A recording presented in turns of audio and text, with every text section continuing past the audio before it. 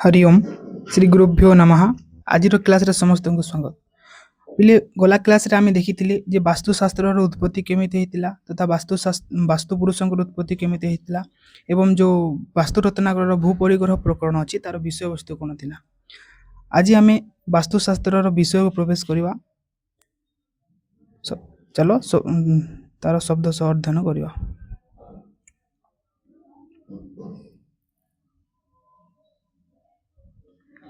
तो पहले जो वास्तु रत्नाकर अच्छी तार मंगलाचरण एपरी भाव अच्छी।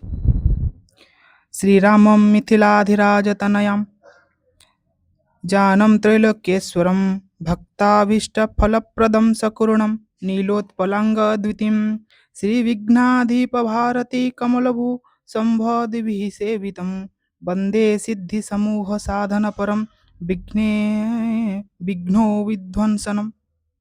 अर्थात तीन लोकर जे ईश्वर भक्तजनकर बांछा फलदाता करुणामय नीलपद्मर द्वितीय शोभित मैथिलींकर प्राणेश्वर विघ्न विनाशक श्री गणेश सरस्वती पद्मसंभवा ब्रह्मा तथा स्वयंभू शंभु इत्यादि द्वारा सेवित समस्त सिद्धि प्रदायक बाधा विघ्न एवं पापनाशक श्रीराम को मु वंदना करुछि।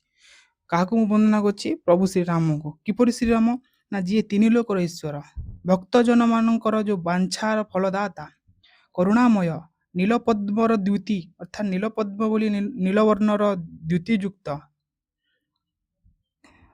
तथा मैथिलींकर प्राणेश्वर मैथिली माँ सीतांकर जो प्राणर ईश्वर जी अटंती सीए तथा विघ्न विनाशक गणेश सरस्वती एवं पद्मसंभवा ब्रह्मा तथा स्वयंभू शंभु महादेव देवदेव महादेव इत्यादि जी सेवित अटंती जो मैंने से जहाँ को से देव मैंने कौन करती ना पूजा करती सेवा करती तथा समस्त सिद्धि प्रदायक बाधा विघ्न एवं पाप विनाशक श्री रामचंद्र को मु कौन कर प्रणाम करुच्ची।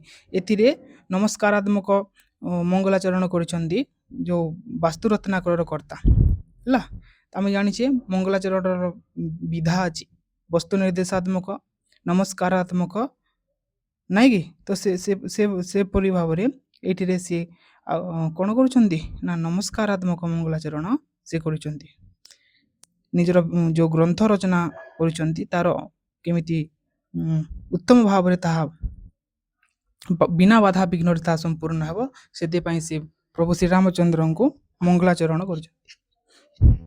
तो से प्रथमे गृह निर्माण कौन महत्व गृह निर्माण महत्व कौन अच्छी देखा। तो गृहस्थस्य क्रिया सर्वा न सिद्ध्यति गृहं विना यत् तत् गृहारंभ प्रवेश समयो ब्रुवै। तो भविष्य पुराण रे कहगला जे गृहस्थस्य क्रिया सर्वा न सिद्ध्यन्ति गृहं विना जी गृहस्थ मन अछंती से मानकर जेते भी क्रिया रहिला से सबु बिना गृह रे केबे भी सिद्धि होई परिबो नहीं। निजर गृह नथिले गृहस्थर समस्त जो स्रोत और वैदिक तथा स्मात बा स्मृति शास्त्र द्वारा प्रत जो व्यवस्था रहिला से क्रिया कौन हो जाए ना असिद्ध अटे। बिना गृह रे ना से माने वैदिक कर्म करि परिबे ना क्षत्रिय जो व्यवस्था रही ताहा करि परिबे।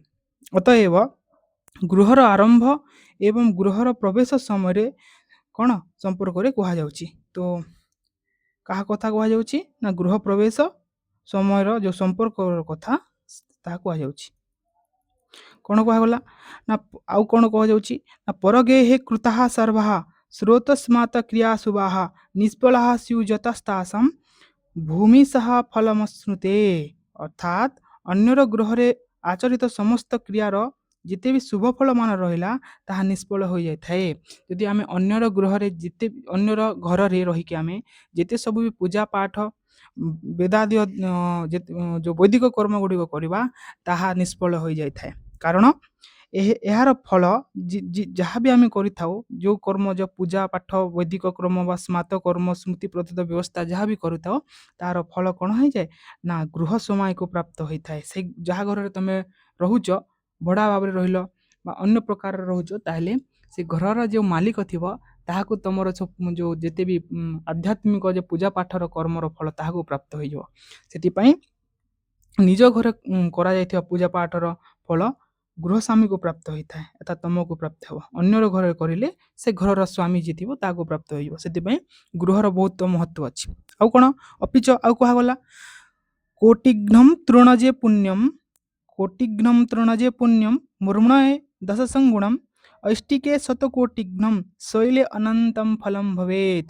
ତାହେଲେ ଆମେ କାହା ଦ୍ୱାରା ଘର ନିର୍ମାଣ କଲେ କେତେ ପୁଣ୍ୟ ପ୍ରାପ୍ତି ହୋଇଥାଏ ତାହା ସେଠାରେ ବର୍ଣ୍ଣନା କରାଯାଉଛି। କ'ଣ ତୃଣ ଆଦି ଦ୍ୱାରା ନିର୍ମିତ ଗୃହ କୋଟି ସଂଖ୍ୟକ ବାଧା ହରଣ କରିଥାଏ। ଆମେ ଯଦି ତୃଣରେ ବା କୌଣସି କୁଟାରେ ଯଦି ଯେଉଁ କୋଟିଆ ପର୍ଣ୍ଣକୁଟୀର ନିର୍ମାଣ କରିବା ତାହେଲେ ତାହା କ'ଣ କରିବ ଆମର କୋଟି ସଂଖ୍ୟକ ବାଧାକୁ ହରଣ କରିବ। ଆମ ଉପରକୁ ଆସୁଥିବା ଯେଉଁ କୋଟି ସଂଖ୍ୟକ ବାଧା ଥିବ ତାହାକୁ ସେ ହରଣ କରିଥାଏ। ଆଉ ମୂର୍ତ୍ତିକା ନିର୍ମିତ ଗୃହରେ ତାର 10 ଗୁଣ ପ୍ରାପ୍ତି ହୋଇଥାଏ। ଆମେ ଯଦି କୌଣସି କୁଟାରେ ଗୃହ ନିର୍ମାଣ କରିବା ଯେତେ ଫଳ ପ୍ରାପ୍ତି ହେବ, ଯେତେ କୋଟି ସଂଖ୍ୟକ ବାଧାକୁ ହରଣ କରିବ ତାର 10 ଗୁଣ ଆମେ ମାଟି ନିର୍ମିତ ଯଦି ଘର କରିବା, ମାଟିରେ ଯଦି ଘର ନିର୍ମାଣ କରିବା ତାହେଲେ ତାହା ସେ 10 ଗୁଣ ଅଟେ। ଆଉ ମାଟି ଠାରୁ ଶ୍ରେଷ୍ଠ କ'ଣ ନା ଇଟାରେ ନିର୍ମିତ ଗୃହରେ 100 କୋଟି, ଆମେ ଯଦି ଇଟାରେ ଗୃହ ନିର୍ମାଣ କରିବା ପୋଡ଼ା ଇଟାରେ ତାହେଲେ ତାହା 100 କୋଟି ବିଘ୍ନକୁ ହରଣ କରିବ। ଏବଂ ପ୍ରସ୍ତର ନିର୍ମିତ ଗୃହରେ ଏହି ସମର୍ଥ ଅଶେଷ ଅଟେ। ଏବଂ ଯଦି ଆମେ ପ୍ରସ୍ତରରେ ଅର୍ଥାତ୍ ପଥରରେ ଗୃହ ନିର୍ମାଣ କରିବା ତାହେଲେ ତାହା ତାର ସମର୍ଥ୍ୟ କେତେ ବାଧା ହରଣ କରିପାରିବ ତାହା ଅକଳ୍ପନୀୟ ହେଲା। ଏଇଟା ସବୁ ସେ ସମୟର ଗୃହ ନିର୍ମାଣ ବ୍ୟବସ୍ଥାକୁ ନେଇକି କୁହାଯାଉଥିଲା। ସେ ସମୟରେ ସେମିତି ପ୍ରସ୍ତର ଗୁଡ଼ିକରେ ଗୃହ ନିର୍ମାଣ କରାଯାଉଥିଲା ହେଲା। ଆଉ ପ୍ରସଙ୍ଗ ଜୀର୍ଣ୍ଣୋଦ୍ଧାର ପ୍ରଶଂସା। ବର୍ତ୍ତମାନ ଆମେ ଦେଖିବା ଯେ ଜୀର୍ଣ୍ଣୋଦ୍ଧାରର ପ୍ରଶଂସା କେମିତି କରାଯାଇଛି। ଜୀର୍ଣ୍ଣୋଦ୍ଧାର ମାନେ କ'ଣ ନା ଯଦି ଆମର କୌଣସି ଗୃହ ହେଲା, ଦେବାଳୟ ହେଲା କିମ୍ବା କୂପ ହେଲା, ଯଦି କୌଣସି ଜୀର୍ଣ୍ଣ ଶୀର୍ଣ୍ଣ ଅବସ୍ଥାରେ ପଡ଼ିଛି, ଭଙ୍ଗାରୁଚା ଅବସ୍ଥାରେ, ତାହାକୁ ଯଦି ଆମେ ପୁନଃ ନିର୍ମାଣ କରିବା ତାହାର ମହତ୍ତ୍ୱ କ'ଣ ଅଛି ସେଇଟା ସେ ଏଠାରେ ବର୍ଣ୍ଣନା କରୁଛନ୍ତି। କ'ଣ ନା ବାପି କୂପତଡ଼ାଗେଷୁ ଦେବାତାୟତନେଷୁ ଚ ଜୀର୍ଣ୍ଣୋଦ୍ଧରତେ ୟସ୍ତୁ ପୁଣ୍ୟମ୍ ଅଷ୍ଟଗୁଣମ୍ ଭବେତ୍।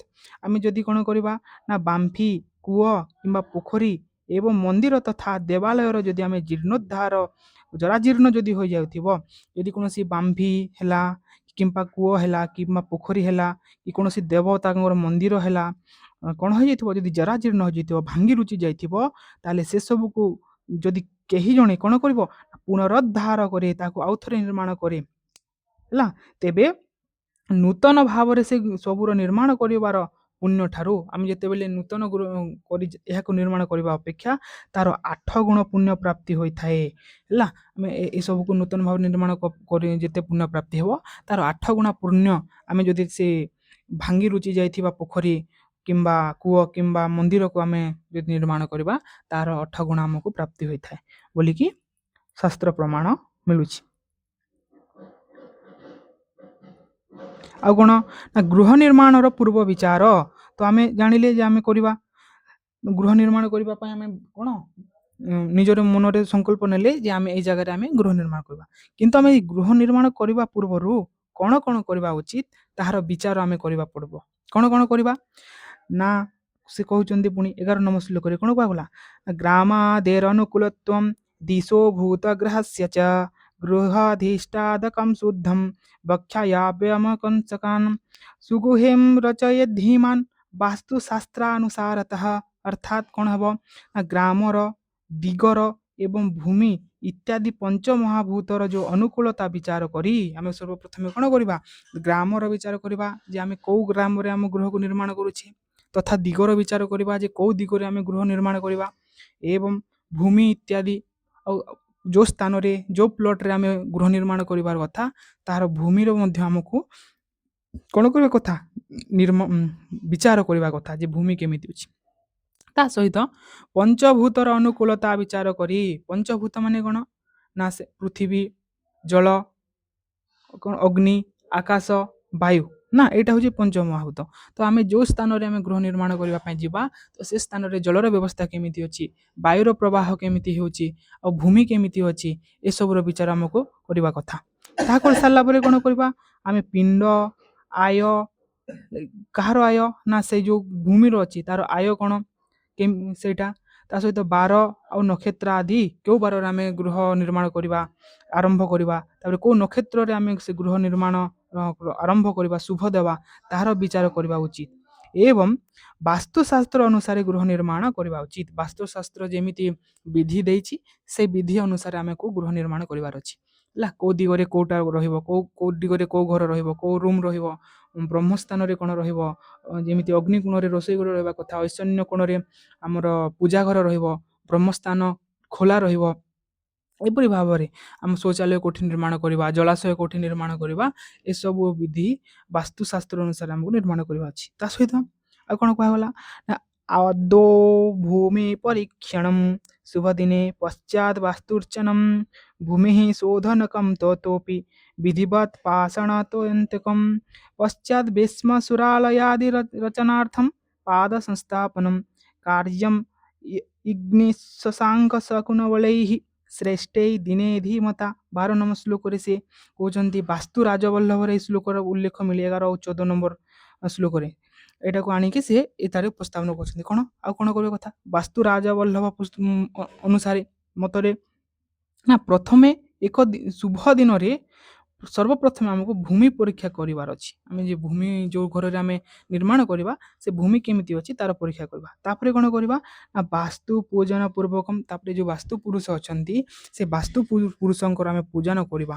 ତା ପରେ ପ୍ରସ୍ତର ଅଥବା ଜଳ ପର୍ଯ୍ୟନ୍ତ ଭୂମିର ଶୋଧନ କରି ତାପରେ ଆମେ ଯେଉଁ ଭୂମି ଅଛି ସେ ଭୂମିର ଶୋଧନ କରିକି ଆମର ଲଗ୍ନ କୋଉ ଲଗ୍ନ ଅଛି, ଚନ୍ଦ୍ରମା କ'ଣ ଅଛି, ତଥା ଶକୁନ ଶୁଭ ଅଶୁଭ କ'ଣ ଦେଖାଦେଉଛି, ଦୈବୀ ସୂଚନା ଆଦି ଆମେ ଯେତେବେଳେ ଗୃହ ଶୁଭ ଦେବା ପାଇଁ ଯାଉଛେ ସେ ଭୂମିରେ ତାହେଲେ ତାର ଶକୁନ କ'ଣ ଶୁଭ ସଂକେତ ଦେଖାଦେଉଛି କି କୌଣସି ଖରାପ ସଂକେତ ଦେଖାଦେଉଛି ସବୁ ଦେଖିକି ଯୋଗ ବେଳରେ ଶୁଭ ମୁହୂର୍ତ୍ତରେ ଗୃହ ଆରମ୍ଭ ବା ପଦ ସଂସ୍ଥାପନ କରିବା। ଆଉ ସେ ଶୁଭ ମୁହୂର୍ତ୍ତ ଦେଖିକି ଆମେ ଘରର ଶୁଭ ଦେବା ଯେ ଗୃହ ନିର୍ମାଣ କରିବା ପାଇଁ ହେଲା।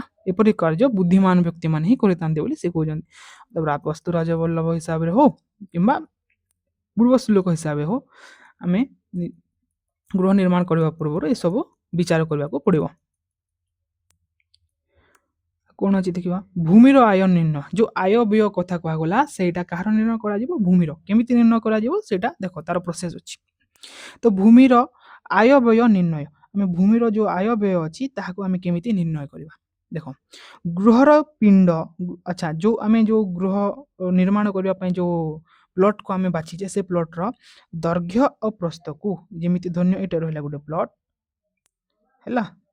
ଏ ପ୍ଲଟ୍ର ଯେଉଁ ଦୈର୍ଘ୍ୟ ଆଉ ପ୍ରସ୍ଥ ଯେଉଁ ରହିଲା ତାକୁ କ'ଣ କରିବା ନା ମଲ୍ଟିପ୍ଲାଏ କରିଦେବା। ଧରିନ ଏଇଟା ଯଦି 12 ହେଇଛି ଆଉ 12 ଫୁଟ ଅଛି ଅଧିକ ଥାଏ କିନ୍ତୁ ବୁଝିବା ପାଇଁ ନୁହଁ। ଆଉ ଏଇଟା ଯଦି 14 ଅଛି ତାହେଲେ ଏଇ ଦୁଇ ଜଣକୁ 12 × 14 କରିଦେବା ହେଲା। ଯଦି 8 ଦ୍ୱାରା ଭାଗ କରାଯାଏ ଆଉ ଯେତେ ବାହାରିବ ତାହାକୁ ଆମେ ଡିଭାଇଡ୍ କରିବା କାହା ସହିତ ନା 8 ସହିତ। ଆଉ ଭାଗ କଲା ପରେ ଭାଗ ଶେଷକୁ ଆମେ ଗ୍ରହଣ କରିବା। ଯେତେ ବି ବଳିଗଲା ଧରିନିଅ 2 ବଞ୍ଚିଗଲା ହେଲା ତାହାକୁ ଆମେ ଗ୍ରହଣ କରିବା।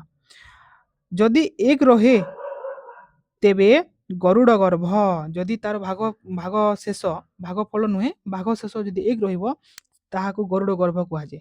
3 ରହେ ତେବେ ସିଂହ ଗର୍ଭ, ଆଉ ଯଦି 5 ରହେ ତେବେ ଋଷଭ ଗର୍ଭ ବୋଲି ଜଣାଯାଏ ଯାହାକି ଶୁଭଦାୟକ ଅଟେ ହେଲା। ତ ଆମେ ଯେଉଁ ପ୍ଲଟ୍ର ଦୈର୍ଘ୍ୟ ଇଣ୍ଟୁ ପ୍ରସ୍ଥ କରିବା ଯେତେ ବାହାରିବ ତାହାକୁ 8 ଭାଗରେ ବିଭକ୍ତ କରିବା, 8ରେ ହରଣ କରିବା। ଆଉ ତାର ଯେଉଁ ଭାଗ ଶେଷ ରହିବ ସେ ଭାଗ ଶେଷ ଯଦି 1 ରହିବ ତାହେଲେ ତାହା ଗରୁଡ଼ ଗର୍ଭ ଅଟେ। ଯଦି 3 ରହିବ ତାହେଲେ ସିଂହ ଗର୍ଭ, ଆଉ ଯଦି 5 ରହେ ତାହେଲେ ଋଷଭ ଗର୍ଭ ବୋଲି ଜାଣିବ ଯାହାକି ଶୁଭଦାୟକ ଅଟେ ଏ 3 ଜଣ ଭିତରୁ।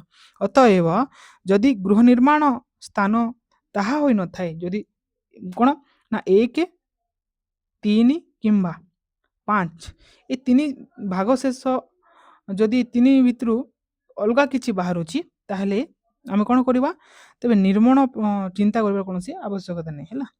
ତେବେ ନିର୍ମାଣର ଯେଉଁ ପ୍ରକଳ୍ପକୁ ସାମାନ୍ୟ କମ୍ ଅଥବା ବେଶୀ କରିବାକୁ ପଡ଼ିବ। ତ ଆମେ ଯେଉଁ ପ୍ରକଳ୍ପ ଯେଉଁ ପ୍ଲଟ୍ରେ ନିର୍ମାଣ କରିବା ପାଇଁ ଚାହୁଁଥିଲେ ଘରକୁ ଏତେ ଭିତରେ କରିବାର ଅଛି ତାହେଲେ ତାହାକୁ ଆମେ ଟିକେ କମ୍ କରିଦେବା ଏପଟରୁ ହେଲା, ଟିକେ ଛୋଟ କରିଦେବା ନହେଲେ ଏପଟରୁ ଟିକେ ଛୋଟ କରିଦେବା। ଏପରି ଭାବରେ ଆମେ ଟ୍ରାଏ କରିବା ଯେ କେମିତି ଭାଗ ତାର ଆୟର ପରିମାଣ 1 ରହିବ ନହେଲେ 3 ରହିବ ନହେଲେ 5 ରହିବ। ଯଦି ଏତେ ରହିଯାଉଛି ତାହେଲେ ତାହା ବେଷ୍ଟ ହୋଇଯିବ ହେଲା।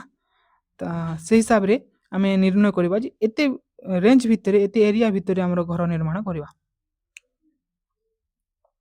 ତାପରେ ନେକ୍ସଟ ରହୁଛି ନକ୍ଷତ୍ରର ବିଚାର। ଏଇଟା ହେଇଗଲା ଆୟ ବ୍ୟୟ ଆମେ ବିଚାର କରିଦେଲା। ତାପରେ ନକ୍ଷତ୍ରର ବିଚାର କେମିତି କରିବା ହେଲା, ନକ୍ଷତ୍ର ବିଚାର। ତ ସେମିତି ତାର ପ୍ରୋସେସ କ'ଣ ଅଛି ନକ୍ଷତ୍ର ବିଚାର କରିବାର, ଯେ ଏଇ ଯୋଉ ପ୍ଲଟ ଅଛି, ଯୋଉ ଆମେ ଭୂଖଣ୍ଡ ଆମେ ଗ୍ରହଣ କରିଛେ ଗୃହ ନିର୍ମାଣ କରିବା ପାଇଁ, ସେ ଭୂଖଣ୍ଡର ନକ୍ଷତ୍ର କ'ଣ ହେଲା, ତାହା କେମିତି ବିଚାର କରିବା ନା, ଗୃହର ଯୋଉ ପିଣ୍ଡ ରହିବ, ସେମିତି ଯୋଉ ଏଇଟା ଧରିନିଅ ଏତେ ପ୍ଲଟରେ ଆମେ ଗୃହ ନିର୍ମାଣ କରୁଅଛି, ତାହେଲେ ସେଇଟା ରହିବ ତାର ଦୈର୍ଘ୍ୟ ପ୍ରସ୍ଥକୁ, ୟାର ଯୋଉ ଦୈର୍ଘ୍ୟ ରହିଲା ଆଉ ପ୍ରସ୍ଥ ରହିଲା, ତାହାକୁ 8 ଦ୍ୱାରା ଗୁଣନ କରିବା।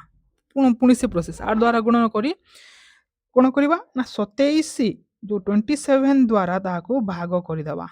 ଏଥିରେ ଯେମିତି ଆମେ କାହା ଦ୍ୱାରା ଭାଗ କରୁଥିଲେ 8 ଦ୍ୱାରା ହେଲା, ତ ଆମେ ତାହାକୁ ଦୈର୍ଘ୍ୟ ପ୍ରସ୍ଥକୁ 8 ଦ୍ୱାରା ଗୁଣନ କରିଦେବା, ତାପରେ ଆମେ 27 ଦ୍ୱାରା ଭାଗ କରିବା।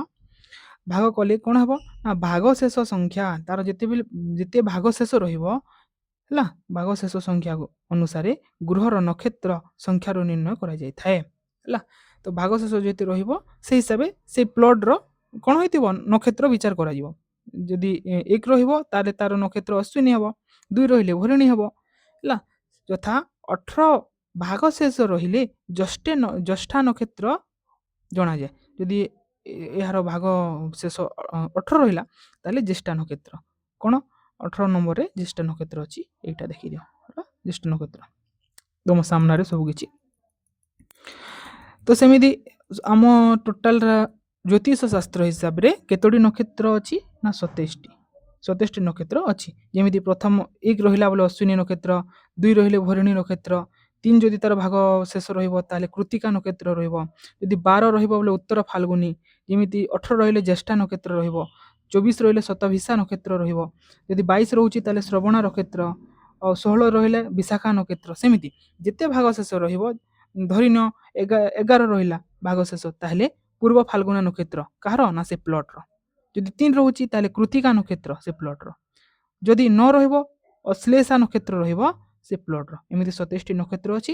ସେଇ ହିସାବରେ ତମେ ନିର୍ଣ୍ଣୟ କରିପାରିବ ଯେ ଆମ ପ୍ଲଟର ବା ଆମ ଯୋଉ ଜମି ଅଛି ତାହାର ନକ୍ଷତ୍ର କ'ଣ ହେବ ହେଲା। ପ୍ରଥମେ କ'ଣ କରିବ ଦୈର୍ଘ୍ୟ ଆଉ ପ୍ରସ୍ଥକୁ ଇଣ୍ଟୁ କରିଦେବ, ଆଉ ତାହାକୁ 8 ଦ୍ୱାରା ଗୁଣନ କରିଦେବ। ପୁଣି ଯେତେ ଭାଗ ଦୈର୍ଘ୍ୟ ପ୍ରସ୍ଥର ଯେତେ ବାହାରିବ ତାହାକୁ 8ରେ ଗୁଣନ କରିଦେବ। ସେ 8ରେ ଗୁଣନ କଲା ପରେ ପୁଣି 27ରେ ତାହାକୁ ହରଣ କରିଦେବ, ଆଉ ତାର ଭାଗ ଯୋଉ ଶେଷ ରହିବ ସେ ଭାଗ ଶେଷ ଅନୁସାରେ ନକ୍ଷତ୍ର ତାର ବାହାରିଯିବ। ବୁଝିଲା, ଏଇଟା ଥିଲା ପ୍ରୋସେସ, ଭୂମିର ଆୟ ବ୍ୟୟ ନିର୍ଣ୍ଣୟ କରିବାର ପ୍ରୋସେସ ଆଉ ନକ୍ଷତ୍ର ବିଚାର କରିବାର ପ୍ରୋସେସ। ତ ଆମେ ଦେଖିବା ଏସବୁ ହେଇଗଲା। ତାପରେ ଆମେ ଗୋଟେ ବାର ଡିସାଇଡ୍ କରିବା ଯେ ଆମେ କୋଉ ବାରରେ କ'ଣ କରିବା ନା ଗୃହ ନିର୍ମାଣ କାର୍ଯ୍ୟ ଆରମ୍ଭ କରିବା, କୋଉ ବାରରେ। ତ ତାହାକୁ ଆମେ ଯୋଉ ବାର କରିବା ଗୋଟେ ଶୁଭ ବାର ଦେଖିବା, ତାହେଲେ ଆମେ ବର୍ତ୍ତମାନ କହୁଛନ୍ତି ସିଏ ନା ସାପ୍ତାହିକ ବାର ବିଚାର, ଅର୍ଥାତ୍ 12 ଅମୃତ ଯୋଗ ହେଲା। କୋଉ ବାରକୁ ଅମୃତ ବାର ବୋଲି କୁହାଯାଉଛି, ତାହାକୁ ଆମେ 12 ଯୋଗ। କେମିତି କୋଉ ସମୟରେ କୋଉ ନକ୍ଷତ୍ର ପଡ଼ିଲେ ସେଇ ଦିନକୁ ବା ସେଇ ବାରକୁ ଆମେ 12 ଯୋଗ ବୋଲି କହିବା, ସେ କଥା ସେ ବିଚାର କରୁଛନ୍ତି ହେଲା। ତ କ'ଣ ନା ଆଦିତ୍ୟ ହସ୍ତା ଗୁରୁପୁଷ୍ୟ ଯୋଗ, ବୁଧୋ ଅନୁରାଧା ଶନି ରୋହିଣୀ ଚ, ସୌମ୍ୟେ ଚ ସୌମ୍ୟ କୁଜରେବତୀ ଚ, ଶୁକ୍ର ଶନି ଚ ଅମୃତ ସିଦ୍ଧି ଯୋଗ। ଏଇ ଦିନରେ ଯଦି ଏଇ ନକ୍ଷତ୍ର ରହିବ ତାହେଲେ ତାହାକୁ ଆମେ 12 ଯୋଗ ବୋଲି କହିବା। କ'ଣ ନା ରବିବାରରେ ହସ୍ତା, ଆଦିତ୍ୟ ହସ୍ତା, ଆଦିତ୍ୟ ମାନେ ରବି ସୂର୍ଯ୍ୟ ବାରରେ ଅର୍ଥାତ୍ ରବିବାରରେ ଯଦି ହସ୍ତା ନକ୍ଷତ୍ର ପଡ଼ିବ ତାହେଲେ ତାହାକୁ ଆମେ ଅମୃତ ବାର କହିବା। ତା ସହିତ ଆଉ କ'ଣ ନା ସୋମବାରରେ ମୃଗଶିରା ନକ୍ଷତ୍ର, ସୋମବାରରେ ଯଦି ମୃଗଶିରା ନକ୍ଷତ୍ର ପଡ଼ିଛି ତାହେଲେ ତାହା ମଧ୍ୟ ଅମୃତ ଯୋଗ। ମଙ୍ଗଳବାରରେ ଯଦି ରେବତୀ ନକ୍ଷତ୍ର ପଡ଼ିଥିବ, ବୁଧବାରରେ ଯଦି ଅନୁରାଧା ନକ୍ଷତ୍ର ପଡ଼ିଥିବ, ଗୁରୁବାରରେ ଯଦି ପୁଷ୍ୟା ନକ୍ଷତ୍ର ପଡ଼ିଥିବ, ଶୁକ୍ରବାରରେ ଯଦି ଅଶ୍ୱିନୀ ଏବଂ ଶନିବାରରେ ରୋହିଣୀ ନକ୍ଷତ୍ର ଯଦି ପଡ଼ିଥିବ ତାହେଲେ ସେହି ବାର ଗୁଡ଼ିକ ଅମୃତ ବାର ହୁଅନ୍ତି। ଆଉ ଏହି ଅମୃତ ବାରରେ ଯେକୌଣସି କାର୍ଯ୍ୟ ଆରମ୍ଭ କରାଯାଏ ତାହା ସିଦ୍ଧ ହୋଇଥାଏ। ଏହି 12 ଯୋଗରେ ଆରମ୍ଭ କରାଯାଇଥିବା କାର୍ଯ୍ୟ ସବୁ କ'ଣ ହୁଏ ଶୁଭ ହୁଏ। ଯେକୌଣସି କାର୍ଯ୍ୟ ତୁମେ ଆରମ୍ଭ କରିବ ତାହେଲେ ଏହି ବାରରେ କ'ଣ ହୋଇଯିବ ଶୁଭ ହୋଇଯିବ। ଏହାକୁ 12 ଯୋଗ ବୋଲି କୁହାଯାଏ। ବୁଝିଲା। ଆଉ ଯୋଉ ଆମର ଟୋଟାଲ କେତେ ନକ୍ଷତ୍ର ଅଛନ୍ତି 27ଟା, ତ ସେ 27ଟା ନକ୍ଷତ୍ରରୁ ଏତେଟି ନକ୍ଷତ୍ର 7ଟି ନକ୍ଷତ୍ର ଯଦି ଏଇ ବାରମାନଙ୍କରେ ପଡ଼ୁଛନ୍ତି ତାହେଲେ ସେଇଟା ଅମୃତ ବାର ହୋଇଯିବ, ତାର ପରିବର୍ତ୍ତ ହୋଇଯିବ। ସେଥିପାଇଁ ସିଏ କହୁଛନ୍ତି ଆଦିତ୍ୟ ହସ୍ତା ଗୁରୁପୁଷ୍ୟ ଯୋଗଃ ବୁଧୋऽନୁରାଧା ଶନି ରୋହିଣୀ ଚ ସୌମ୍ୟେ ଚ ସୌମ୍ୟ କୁଜରେବତୀ ଚ ଶୁକ୍ର ଶନି ଚାମୃତ ସିଦ୍ଧି ଯୋଗଃ। ଯେମିତି ରବିବାରରେ କୋଉ ନକ୍ଷତ୍ର ଯଦି ହସ୍ତା ନକ୍ଷତ୍ର ପଡ଼ିଥିବ ରବିବାରରେ ତାହେଲେ ତାହା ଅମୃତ ବାର ହେଇଯିବ। ସେଇଭଳିଆ ସୋମବାର ସାଧାରଣ ବାର ସମୟରେ ଯଦି ଆମେ ସାଧାରଣକୁ ସେ ଅମୃତ କେମିତି ହେବ, ଅମୃତ ବାର ହୋଇଯିବ ନା ଯେଉଁ ଦିନ ସୋମବାରରେ ମୃଗଶିରା ନକ୍ଷତ୍ର ପଡ଼ିଥିବ ସେଦିନ ସୋମବାର ଅମୃତ ବାର ହୋଇଯିବ। ସେମିତି ମଙ୍ଗଳବାରରେ ରେବତୀ ନକ୍ଷତ୍ର, ବୁଧବାରରେ ଅନୁରାଧା ନକ୍ଷତ୍ର, ଗୁରୁବାରରେ ପୁଷ୍ୟା ନକ୍ଷତ୍ର, ଆଉ ଶୁକ୍ରବାରରେ ଯଦି ଅଶ୍ୱିନୀ ନକ୍ଷତ୍ର ପଡ଼ିଛି ଆଉ ଶନିବାରରେ ରୋହିଣୀ ନକ୍ଷତ୍ର ପଡ଼ିଛି ତାହେଲେ ସେହି ବାର ଗୁଡ଼ିକ ଅମୃତ ବାର ହୋଇଯିବ। ଆଉ ଏ ବାରରେ ଆମେ ଯେକୌଣସି କାର୍ଯ୍ୟ କରିବା, ଯେକୌଣସି ଶୁଭ କାର୍ଯ୍ୟ ଆରମ୍ଭ କରିବା ତାହେଲେ ନିଶ୍ଚିତ ଭାବରେ ସେ ଫଳଦାୟକ ହେବ, ସିଦ୍ଧି ହେବ ହେଲା। ସେଇ ପରିପ୍ରେକ୍ଷୀରେ ଆମେ ଯଦି ଏଇ ବାରମାନଙ୍କ ମଧ୍ୟରେ ଯଦି ଏଇ ନକ୍ଷତ୍ର ପଡ଼ିଥିବ ତାହେଲେ ସେ ନକ୍ଷତ୍ର ଯୋଗରେ ଆମେ ଯଦି ଗୃହ ଆରମ୍ଭ କରୁଛେ ତାହେଲେ ଆମ ଗୃହର ଯେଉଁ କାର୍ଯ୍ୟ ମଧ୍ୟ ସଫଳୀଭୂତ ହେବ। ଆଉ କ'ଣ ଏବେ ଦେଖିବା ଆମେ ତିଥି ଅମୃତ ଯୋଗ ବା ତିଥି ଅମୃତ ଯୋଗ, ଏଇଟା ଆମେ ବାର ଅମୃତ ଯୋଗ ଦେଖିଲେ, ଆମେ ତିଥି ଅମୃତ ଯୋଗ ଦେଖିବା। କେଉଁ ତିଥି କେଉଁ ବାରରେ ଯଦି କେଉଁ ତିଥି ପଡ଼ିବ ତାହେଲେ ତାହା ଅମୃତ ତିଥି ବୋଲି କୁହାଯିବ। ତ କ'ଣ କୁହାଗଲା, ଚନ୍ଦ୍ରାର୍କୟୋ ଭବେତ୍ ପୂର୍ଣ୍ଣ କୁଜେ ଭଦ୍ରା ଜୟା ଗୁରौ ବୁଧ ମନ୍ଦୋ ଚ ନନ୍ଦାୟାମ ଶୁକ୍ରେ ରିକ୍ତା ଅମୃତା ତିଥି। ତ ଏଇ ବାରରେ ଯଦି ଏଇ ତିଥି ପଡ଼ିବ ତାହେଲେ ତାହା ତିଥି ଅମୃତ ଯୋଗ ହୋଇଯିବ। କ'ଣ ନା ରବିବାର ଓ ସୋମବାରରେ ଯଦି ପୂର୍ଣ୍ଣା ତିଥି ପଡ଼ିବ, ଯଦି ରବିବାର ଓ ସୋମବାରରେ ଯଦି ପୂର୍ଣ୍ଣା ତିଥି ପଡ଼ିଲା ତଥା ମଙ୍ଗଳବାରରେ ଭଦ୍ରା ତିଥି ପଡ଼ିବ, ଯଦି ଗୁରୁବାରରେ ଜୟା ତିଥି ପଡ଼ିବ ଓ ବୁଧ ଓ ଶନିବାରରେ ଯଦି ନନ୍ଦା ତିଥି ପଡ଼େ ଆଉ ଶୁକ୍ରବାରରେ ରିକ୍ତା ଯଦି ପଡ଼ିଥାଏ କ'ଣ ହୁଏ ଯେ ତାହା ତିଥ୍ୟାମୃତ ଯୋଗ ହୋଇଯାଏ। ତ ସେମିତି ରବିବାରରେ ପୂର୍ଣ୍ଣା ହେଲା, ରବିବାର ଓ ସୋମବାରରେ ଯଦି ପୂର୍ଣ୍ଣା ତିଥି ପଡ଼ିଛି ତାହା ତିଥ୍ୟମୃତ, ସେ ତିଥିଟା ଅମୃତ ତିଥି ହୋଇଯାଏ। ସେମିତି ମଙ୍ଗଳବାର ଯଦି ଭଦ୍ରା ତିଥି ପଡ଼ିଛି ତାହେଲେ ସେ ତିଥିଟା ଅମୃତ ତିଥି ହୋଇଯିବ।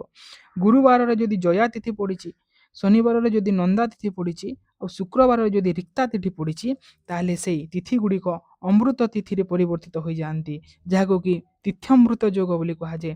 ଆଉ ଏଇ ଯୋଗରେ ମଧ୍ୟ କରାଯାଇଥିବା ଯେତେ ବି ଶୁଭ କାର୍ଯ୍ୟ ଅଛି ତାହା ସଫଳୀଭୂତ ହୋଇଥାଏ, ସେ ତାହା ଫଳ ପ୍ରଦାନ କରିଥାନ୍ତି। ଆଉ କ'ଣ ଦେଖିବା, ଯେଉଁ କଥା କୁହାଗଲା ଯେ ଆମେ ଯେତେବେଳେ ଗୃହ ଶୁଭ ଦେବା ପାଇଁ ଯିବା ସେ ସମୟରେ ଆମେ ଶକୁନ ବା ଶୁଭ ଅଶୁଭ ଦେଖିବା। ତ କ'ଣ ଦେଖିଲେ ଶୁଭ ହୁଏ ନାଇଁ କି? ତ ସେ ଶକୁନ ଶାସ୍ତ୍ରର କଥା ସେ ବର୍ଣ୍ଣନା କରୁଛନ୍ତି। କ'ଣ ନା ଶକୁନ ମାନେ କ'ଣ ନା ଶକୁନ ଅର୍ଥାତ୍ ଶୁଭ ଲକ୍ଷଣ ଯୁକ୍ତ ସୂଚନା। ଆମେ ଯେକୌଣସି କାର୍ଯ୍ୟ କରିବାକୁ ଯାଏ ତ ଆମେ ଦେଖି ଯେଉଁ ଜିନିଷ ଦେଖିଲେ ଆମକୁ ଶୁଭ ହୁଏ ତ ସେଇ ଜିନିଷ, ଯେମିତି ତମେ ଘରୁ ବାହାରିଲା ସମୟରେ ତମ ଯେଉଁ ଦ୍ୱାର ଦେଶରେ ଗୋଟେ କୁମ୍ଭରେ ଜଳ ପୂର୍ଣ୍ଣ କରିକି ରଖିଥାଉ, ତାହାକୁ ଦେଖିକି ଗଲେ ଆମର ଶୁଭ ହେବ। ଏଇଟା ବି ଗୋଟେ ଲକ୍ଷଣ ଯୁକ୍ତ ନା। ତା ସହିତ ତମେ ଗଲା ସମୟରେ ଯଦି କୌଣସି ଗାଈ ଦର୍ଶନ କଲ କିମ୍ବା ଏମିତି ଗୋଟେ ବସ୍ତୁ ଦର୍ଶନ କଲ ତାହେଲେ ତାହା ଶୁଭ ହୁଏ ବୋଲି ତମେ ଭାବିଥାଅ। ତ ସେଇଟା ଶୁଭ କ'ଣ ଆଉ ସେଇଟା ଆମେ ଆଲୋଚନା କରିବା। ବର୍ତ୍ତମାନ ଗୃହରେ ଆରମ୍ଭରେ ନିମ୍ନଲିଖିତ ସୂଚନା ମଙ୍ଗଳକର ଅଟେ। ଆମେ ଯେତେବେଳେ ଗୃହ ଆରମ୍ଭ କରିବା ଏଇ ସବୁ ଦେଖାଦେଲେ ସେଇଟା ଆମ ପାଇଁ ଶୁଭକର ଅଟେ ବୋଲି ବର୍ଣ୍ଣନା ମିଳାଇଛି। କ'ଣ ଧେନୁ ବସା ପ୍ରୟୁକ୍ତା ବୃକ୍ଷ ଗଜ ତୁରଗା ଦକ୍ଷିଣେ ବାମେ ବହ୍ନି ଆଉ ଦିବ୍ୟା ସ୍ତ୍ରୀ ପୂର୍ଣ୍ଣ କୁମ୍ଭ ଦ୍ୱିଜ ନୃପ ଗଣିକାଃ ପୁଷ୍ପମାଳା ପତାକା ସଦ୍ୟୋ ମତ୍ସ୍ୟଃ ଘୃତಂ ବା ଦଧିମଧୁ ଉଜତಂ କାନಂ ଶୁକ୍ଳ ଧାନ୍ୟಂ ମୁକ୍ତା ମାଣିକ୍ୟଲାଜଃ ସୁଖପିକନକୁଳାଃ କୁର୍ବନ୍ତୁ ତେ ମଙ୍ଗଳମ୍। ଏଇସବୁ ଜିନିଷ ଆମେ ଯେତେବେଳେ ଗୃହ ନିର୍ମାଣ କରିବା ସମୟରେ ଦର୍ଶନ କରିବା ତାହେଲେ ଆମେ ଲକ୍ଷଣ ପାଇବା ଯେ ଆମର ଯେତେ ବି କରିବାକୁ ଯାଉଛି ଆମେ ଗୃହର କାର୍ଯ୍ୟ ଗୁଡ଼ିକ ସେଇଟା ସିଦ୍ଧ ହୋଇଯିବ। କ'ଣ ନା ଧେନୁ ଘରର ଯେତେବେଳେ ଆମର ଶୁଭ ପଡ଼ୁଥିବ, ଯେତେବେଳେ କ'ଣ ଖୁଣ୍ଟକୁ ଯେଉଁ ଖୁଣ୍ଟକୁ ତୁମେ ପୂଜା କରୁଥିବ ଯେ ଆଜିଠୁ ଗୃହ ଆରମ୍ଭ ଷ୍ଟାର୍ଟ ହେଉଛି। ତ କ'ଣ ଦେଖିଲେ ସମ୍ମୁଖରେ ବାଛୁରୀ ସହିତ ଗାଈ, ତମେ ଯଦି ଧେନୁ ବସା ପ୍ରୟୁକ୍ତା, ତ ତମ ଯେତେବେଳେ ସେ ସମୟରେ ପୂଜା କଲା ସମୟରେ ତମେ ଯଦି ତମ ସାମ୍ନାରେ ବାଛୁରୀ ଆଉ ଗାଈ ଦୁଇ ଜଣଙ୍କୁ ଏକା ସାଙ୍ଗରେ ଦେଖିଲ, ତା ସହିତ ଦକ୍ଷିଣରେ ଘୋଡ଼ା, ତମର ଦକ୍ଷିଣ ପାର୍ଶ୍ୱରେ ଯଦି କୌଣସି ଘୋଡ଼ାକୁ ଦେଖିଲ, ତାପରେ କୌଣସି ହାତୀର ଦର୍ଶନ ହେଲା, ହସ୍ତିର ଏଲିଫେଣ୍ଟର ଦର୍ଶନ କରାଗଲା, କିମ୍ବା ଷଣ୍ଢ ଦେଖିଲ, କିମ୍ବା ତମର ଲେଫ୍ଟ ରାଇଟ୍ ସାଇଡ଼୍ରେ ଅଗ୍ନି ଦର୍ଶନ ହେଲେ, କୌଣସି ସୁନ୍ଦରିଆ ସ୍ତ୍ରୀକୁ ଦର୍ଶନ କଲ, କିମ୍ବା ଜଳପୂର୍ଣ୍ଣ କଳସୀ ଦର୍ଶନ ହେଲା, କିମ୍ବା କୌଣସି ବ୍ରାହ୍ମଣ କିମ୍ବା ରାଜା କିମ୍ବା କୌଣସି ବେଶ୍ୟା କିମ୍ବା କୌଣସି ଫୁଲ ମାଳ ପତାକା ଆଉ ଜିଇଁ ଥିବା ମାଛ, ମଲା ମାଛ ନୁହେଁ, ଜୀବନ୍ତ ମାଛ ଯଦି ଦର୍ଶନ ହେବ, ତା ସହିତ ଘିଅ କିମ୍ବା ଦହି, ମହୁ କିମ୍ବା ସୁନା, ମୁକ୍ତା, ମାଣିକ୍ୟ, ଖଇ, ଶୁଆ, କୋଇଲି ଓ ନେଉଳ ଦେଖିଲେ ଶୁଭ ହୋଇଥାଏ। ତମେ ଯେତେବେଳେ ପୂଜା କରୁଥିବ, ଗୃହ ଆରମ୍ଭ ପାଇଁ ପୂଜା କରିବ, ସେ ସମୟରେ ଯଦି ଏଇସବୁ ବସ୍ତୁରୁ ଯେକୌଣସି ବସ୍ତୁ ତମେ ଦର୍ଶନ କଲ, ତାହେଲେ ତମକୁ କ'ଣ ତମର ଶୁଭ ହେବ ହେଲା। ଏଇଟା ହେଉଛି ଶକୁନ ଶାସ୍ତ୍ର। କ'ଣ ଏଇଟା ଗାଈ, ବାଛୁରୀ ଆଉ ଗାଈ ଦୁଇ ଜଣ ସାଙ୍ଗରେ ଅଛନ୍ତି, ହାତୀ, ଘୋଡ଼ା ରହିଲେ, ସୁନ୍ଦରିଆ ସ୍ତ୍ରୀ, ରାଜା, ବେଶ୍ୟା, ବ୍ରାହ୍ମଣ, ନେଉଳ, ଜିଅନ୍ତା ମାଛ, ସୁବର୍ଣ୍ଣ, ଘିଅ, ଏଇସବୁ ନାଇଁ କି ପୂର୍ଣ୍ଣ କୁମ୍ଭ, ଏସବୁ ତୁମେ ଯେତେବେଳେ ଦର୍ଶନ କରିବ, ତାହେଲେ ତୁମର ଶୁଭ ହେବ, ମଙ୍ଗଳ ହେବ। ତାହେଲେ ଆମେ ତ ଜାଣିଲେ ଶୁଭ ହେବ କ'ଣ, ତ ତାହେଲେ ପ୍ରଶ୍ନ ଆସେ ଯେ କ'ଣ ଦେଖିଲେ ଆମର ଅଶୁଭ ହେବ, ଅଶୁଭ ହେବା ବି ସମ୍ଭାବନା ଅଛି ନାଇଁ କି। ଦେଖିବା ଅପିଚ ଆହୁରି ମଧ୍ୟ କ'ଣ ଦେଖିଲେ ଶୁଭ ହେବ। ତମେ ଶୁଭର ସରିଯାଉ, ତାପରେ ଅଶୁଭ କଥା ଦେଖିବା ହେଲା। ତ ଅପିଚ ଆହୁରି କ'ଣ, ଅଶ୍ୱାରୂଢ଼ଂ ନରୋ ଅଶ୍ୱାରୂଢ଼ଂ ନରଂ ଦୃଷ୍ଟ୍ୱା ଦୋଲାରୂଢ଼ଂ ତଥୈବ ଚ ଗଜାରୂଢ଼ଂ ଚ ଦୃଷ୍ଟ୍ୱା ତୁ ରାଜା ଭବତି ନିଶ୍ଚୟଂ। ଆହୁରି କ'ଣ ହୁଏ, ଆହୁରି ମଧ୍ୟ ଅଶ୍ୱାରୋହୀ ଯଦି କୌଣସି ଅଶ୍ୱରେ ଯଦି ଆରୋହଣ କରିକି ଆସୁଥିବ, ଗଜାରୋହୀ କୌଣସି ଯଦି କିଏ ଗଜରେ ଯଦି ଆରୋହଣ କରି ଆସୁଥିବ, ଆଉ ସବାରି ବା ପାଲିଙ୍କିରେ ଆସୁଥିବା ଲୋକଟି ଯଦି କିଏ ଜଣେ ସବାରି ବା ପାଲିଙ୍କିରେ ଆସୁଥିବ, ତାହାକୁ ଯଦି ଦେଖିବ ଗୃହକର୍ତ୍ତା ସେ ସମୟରେ, ତାହେଲେ ସେ ରାଜା ହୋଇଯିବ। ନିଶ୍ଚିତ ଭାବରେ ରାଜା ହୋଇଯିବାର ଅର୍ଥ କ'ଣ, ରାଜ୍ୟର ରାଜା ହେବ କି ନାହିଁ, ତ ସେ ଗୃହରେ ସେ ରାଜା ହେଲେ ବଞ୍ଚିବ। ତ କ'ଣ ନା, ଯେମିତି ଦେଖନ୍ତୁ ଏଇ ଅଶ୍ୱରେ ଏଇ ବ୍ୟକ୍ତିଟା ଆସୁଥିବା ବ୍ୟକ୍ତି, ହାତୀରେ ଆସୁଥିବା ବ୍ୟକ୍ତି ଆଉ ପାଲିଙ୍କିରେ ଆସୁଥିବା ବ୍ୟକ୍ତି, ଏପରି ବ୍ୟକ୍ତିମାନଙ୍କୁ ଯଦି ଯିଏ ଦେଖିବ, ତ ସେ ଗୃହକର୍ତ୍ତା କ'ଣ ହେଇଯିବ, ରାଜା ପରି ବଞ୍ଚିବ। ଆଉ ଚକ୍ରାବାକଶ୍ଚ ହଂସଶ୍ଚ ସାରଙ୍ଗା ଦୃଶ୍ୟତେ ଯଦି କାକସ୍ୟ ଦର୍ଶନେ ବାପି ଶୋକୀ ଦୁଃଖୀ ଭବେତ୍ ଗୃହୀ। ଆହୁରି କ'ଣ ହୋଇଥାଏ, ଯଦି ଚକୋର ପକ୍ଷୀ ଦେଖେ, ଚକୋର ପକ୍ଷୀ କିଏ ଦେଖ, ଏଇଟା ସେ ଚକୋର ହେଲା, ଏକ୍ଜାକ୍ଟଲି ମୁଁ ଦେଖି ନାହିଁ, ତ ଏମିତି ଚକୋର ପକ୍ଷୀ। ଆଉ ହଂସ ଅଥବା ମୃଗ ଦେଖେ, ହଂସ କିମ୍ବା ମୃଗକୁ ଦର୍ଶନ କରେ, ତେବେ ଶୁଭ ଅଟେ। କିନ୍ତୁ କାକ ଦର୍ଶନରେ ଶୋକାତୁର ଏବଂ ଦୁଃଖୀ ହୁଏ। ଯଦି କୌଣସି କାଉ ଦେଖିବ, ସିଏ କା କା କା କା କରୁଥିବ, ସେଇ କାଉ ଦର୍ଶନ କଲା ଯଦି ସେ ପୂଜା ସମୟରେ ସିଏ, ତାହେଲେ ସିଏ କ'ଣ ହେବ ନା ଶୋକାତୁର, ସବୁବେଳେ ସେ ଦୁଃଖରେ ରହିବ, ନା ଆତୁର ରୋଗରେ ରହିବ, ଆଉ ଦୁଃଖୀ ହୋଇଯିବ। ସେମିତି କଥା, ଯେମିତି ଆମେ ଏଇଟା ସୂଚନା ପ୍ରାପ୍ତି ହେଇଯାଏ ଯେ ଏମାନଙ୍କର ଦର୍ଶନ କଲା ପରେ ଶୁଭ ହେବ ନା ଅଶୁଭ ହୁଏ। କାଉ ଦେଖିବା ଠିକ୍ ନୁହେଁ। ଆଉ ଅପିଚ ଆହୁରି କ'ଣ ନା, ଦର୍ଶନେ ଚ ବିଡ଼ାଲସ୍ୟ ଶ୍ରୀହେନ ଭବତି ଖଳୁ ହେଲା, ଦର୍ଶନେ ଚ ବିଡ଼ାଲସ୍ୟ ଶ୍ରୀହାନି ଭବତି ଖଳୁ ବୃଷ କୋକିଳ କିରାଣମ୍ ଦର୍ଶନେ ନିଧିମାପ୍ନୁୟାତ୍। ଆହୁରି କ'ଣ ହୁଏ ନା, ଯଦି ଆମେ କୌଣସି ବିରାଡ଼ି ଦେଖିବା, ଯଦି ଆମେ ସେ ପୂଜା କଲା ସମୟରେ, ସେ ଗୃହାରମ୍ଭ ସମୟରେ ଯଦି ଆମେ କୌଣସି ବିରାଡ଼ି କ୍ୟାଟ୍କୁ ଯଦି ଆମେ ଦର୍ଶନ କରିବ, ତାହେଲେ କ'ଣ ହୁଏ, ଲକ୍ଷ୍ମୀ ଛଡ଼ା ହେବାକୁ ହୁଏ। ମାନେ ତୁମେ ପୁରା ଭିକାରୀ ହେଇଯିବ, ଗରିବ ହେଇଯିବ, ତୁମର ଯାହା ପଇସା ପତ୍ର ଥିବ ସବୁ ସରିଯିବ, ଲକ୍ଷ୍ମୀ ଛଡ଼ା ହେଇଯିବ। ଏଇଟା ଲକ୍ଷଣ। ତୁମେ ଯଦି ପୂଜା କଲା ସମୟରେ, ଯେଉଁ ଗୃହାରମ୍ଭ ସମୟରେ ଯଦି ବିରାଡ଼ି ଦେଖୁଛ, ତାହେଲେ ଲକ୍ଷ୍ମୀ ଛଡ଼ା ହେବାକୁ ପଡ଼ିବ ନା। ଆଉ କ'ଣ, ଯଦି ଷଣ୍ଢ କୋଇଲି ଶୁଆ ଦେଖାଯିବ, ତେବେ ଲକ୍ଷ୍ମୀମନ୍ତ ହେବ। କିନ୍ତୁ ଯଦି ଆମେ ସେ ପୂଜା କଲା ସମୟରେ କୌଣସି ଷଣ୍ଢକୁ ଦର୍ଶନ କରିବା, ଷଣ୍ଢ ବାବା କିମ୍ବା କୋଇଲି ହେଲା, ତାର ଯେଉଁ ଦେଖ, ଏ ଷଣ୍ଢ ଦର୍ଶନ କଲା କିମ୍ବା କୋଇଲିର ଦର୍ଶନ କଲା କିମ୍ବା ଶୁଆର ଦର୍ଶନ କଲା, ତାହେଲେ ତାହା ଆପଣ କ'ଣ ହେବେ ନା ଲକ୍ଷ୍ମୀମନ୍ତ ହେବେ, ଧନ ଧାନ୍ୟ ପରିପୂର୍ଣ୍ଣ ହେଇଯିବ। କିନ୍ତୁ ଯଦି ବିରାଡ଼ିର ଦର୍ଶନ ହେଇଯାଇଛି ତାହେଲେ ଲକ୍ଷ୍ମୀ ଛଡ଼ା ହେବାକୁ ପଡ଼ିଥାଏ ବୋଲି ଶାସ୍ତ୍ର ପ୍ରମାଣ ମିଳୁଛି। ଆହୁରି କ'ଣ, ଏଇଟା ସରିଲା ହେଲା, କେଉଁଟା ଦେଖିଲେ ଶୁଭ କେଉଁଟା ଦେଖିଲେ ଅଶୁଭ ତାର ପ୍ରସଙ୍ଗ ସରିଯାଇଛି। ଏବେ ବର୍ତ୍ତମାନ ଆମେ କ'ଣ କରିବା ନା ପଦ ସଂସ୍ଥାପନମ୍, ତାପରେ ଆମେ ସେ ଗୃହ ନିର୍ମାଣ କରିବା ପାଇଁ ନିଜର ପାଦ ସ୍ଥାପନ କରିବ ସେଇ ଭୂମିରେ। ତ ବାସ୍ତୁ ରତ୍ନାକର ନାମକ ଯେଉଁ ଗ୍ରନ୍ଥର ନବମ ଅଧ୍ୟାୟରେ ଏ ସମ୍ପର୍କରେ ବିସ୍ତୃତ ଆଲୋଚନା କରାଯାଇଛି। ପଦ ସଂସ୍ଥାପନ କେମିତି କରିବା କଥା, କ'ଣ କ'ଣ କରିବା କଥା, ଏ କଥା ବାସ୍ତୁ ରତ୍ନାକର ଯେଉଁ ନବମ ଅଧ୍ୟାୟ ଅଛି ସେଥିରେ ବିସ୍ତୃତ ଭାବରେ ଆଲୋଚନା କରାଯାଇଛି। ଅନ୍ୟତମ ଆଉ ଗୋଟେ ବାସ୍ତୁ ଗ୍ରନ୍ଥ ଅଛି ଯାହାର ନାଁ ହେଉଛି ବାସ୍ତୁ ରତ୍ନମାଳା। ତାକୁ ସେ ଉଦ୍ଧାର କରି ଯେଉଁ ଗ୍ରନ୍ଥକାର ଅଛନ୍ତି ସେ ଲେଖୁଛନ୍ତି କ'ଣ ନା ସୌରେନ୍ଦ୍ର ଜୀବ ସୌମ୍ୟାନାମ ଭାର୍ଗବସ୍ୟ ଚ ବାସରେ ସୂତ୍ରପାତାଦିକଂ କାର୍ଯ୍ୟମ୍ ମିଷ୍ଟಂ ସମଭିବାଞ୍ଚତା। ତ ଆମେ କେଉଁ ବାରରେ ନିଜ ପାଦ ସଂସ୍ଥାପନ କରିବା ସେ ଗୃହ କେଉଁଠି, ସେ ଭୂମିରେ, ଅର୍ଥାତ୍ ରବିବାର, ରବି ସୋମ ବୁଧ ଏବଂ ଶୁକ୍ରବାରର ସୂତ୍ରପାତ, ଗୃହ ଶୁଭ ପ୍ରବେଶ ଇତ୍ୟାଦି କରାଯାଇପାରେ। ଆମେ କ'ଣ କରିପାରିବା ନା ରବିବାରରେ, ସୋମବାରରେ କିମ୍ବା ବୁଧବାରରେ କିମ୍ବା ଶୁକ୍ରବାରରେ ଆମେ ଗୃହାରମ୍ଭ ବା ଗୃହ ପ୍ରବେଶ ବା ପାଦ ସଂସ୍ଥାପନ କରିପାରିବା।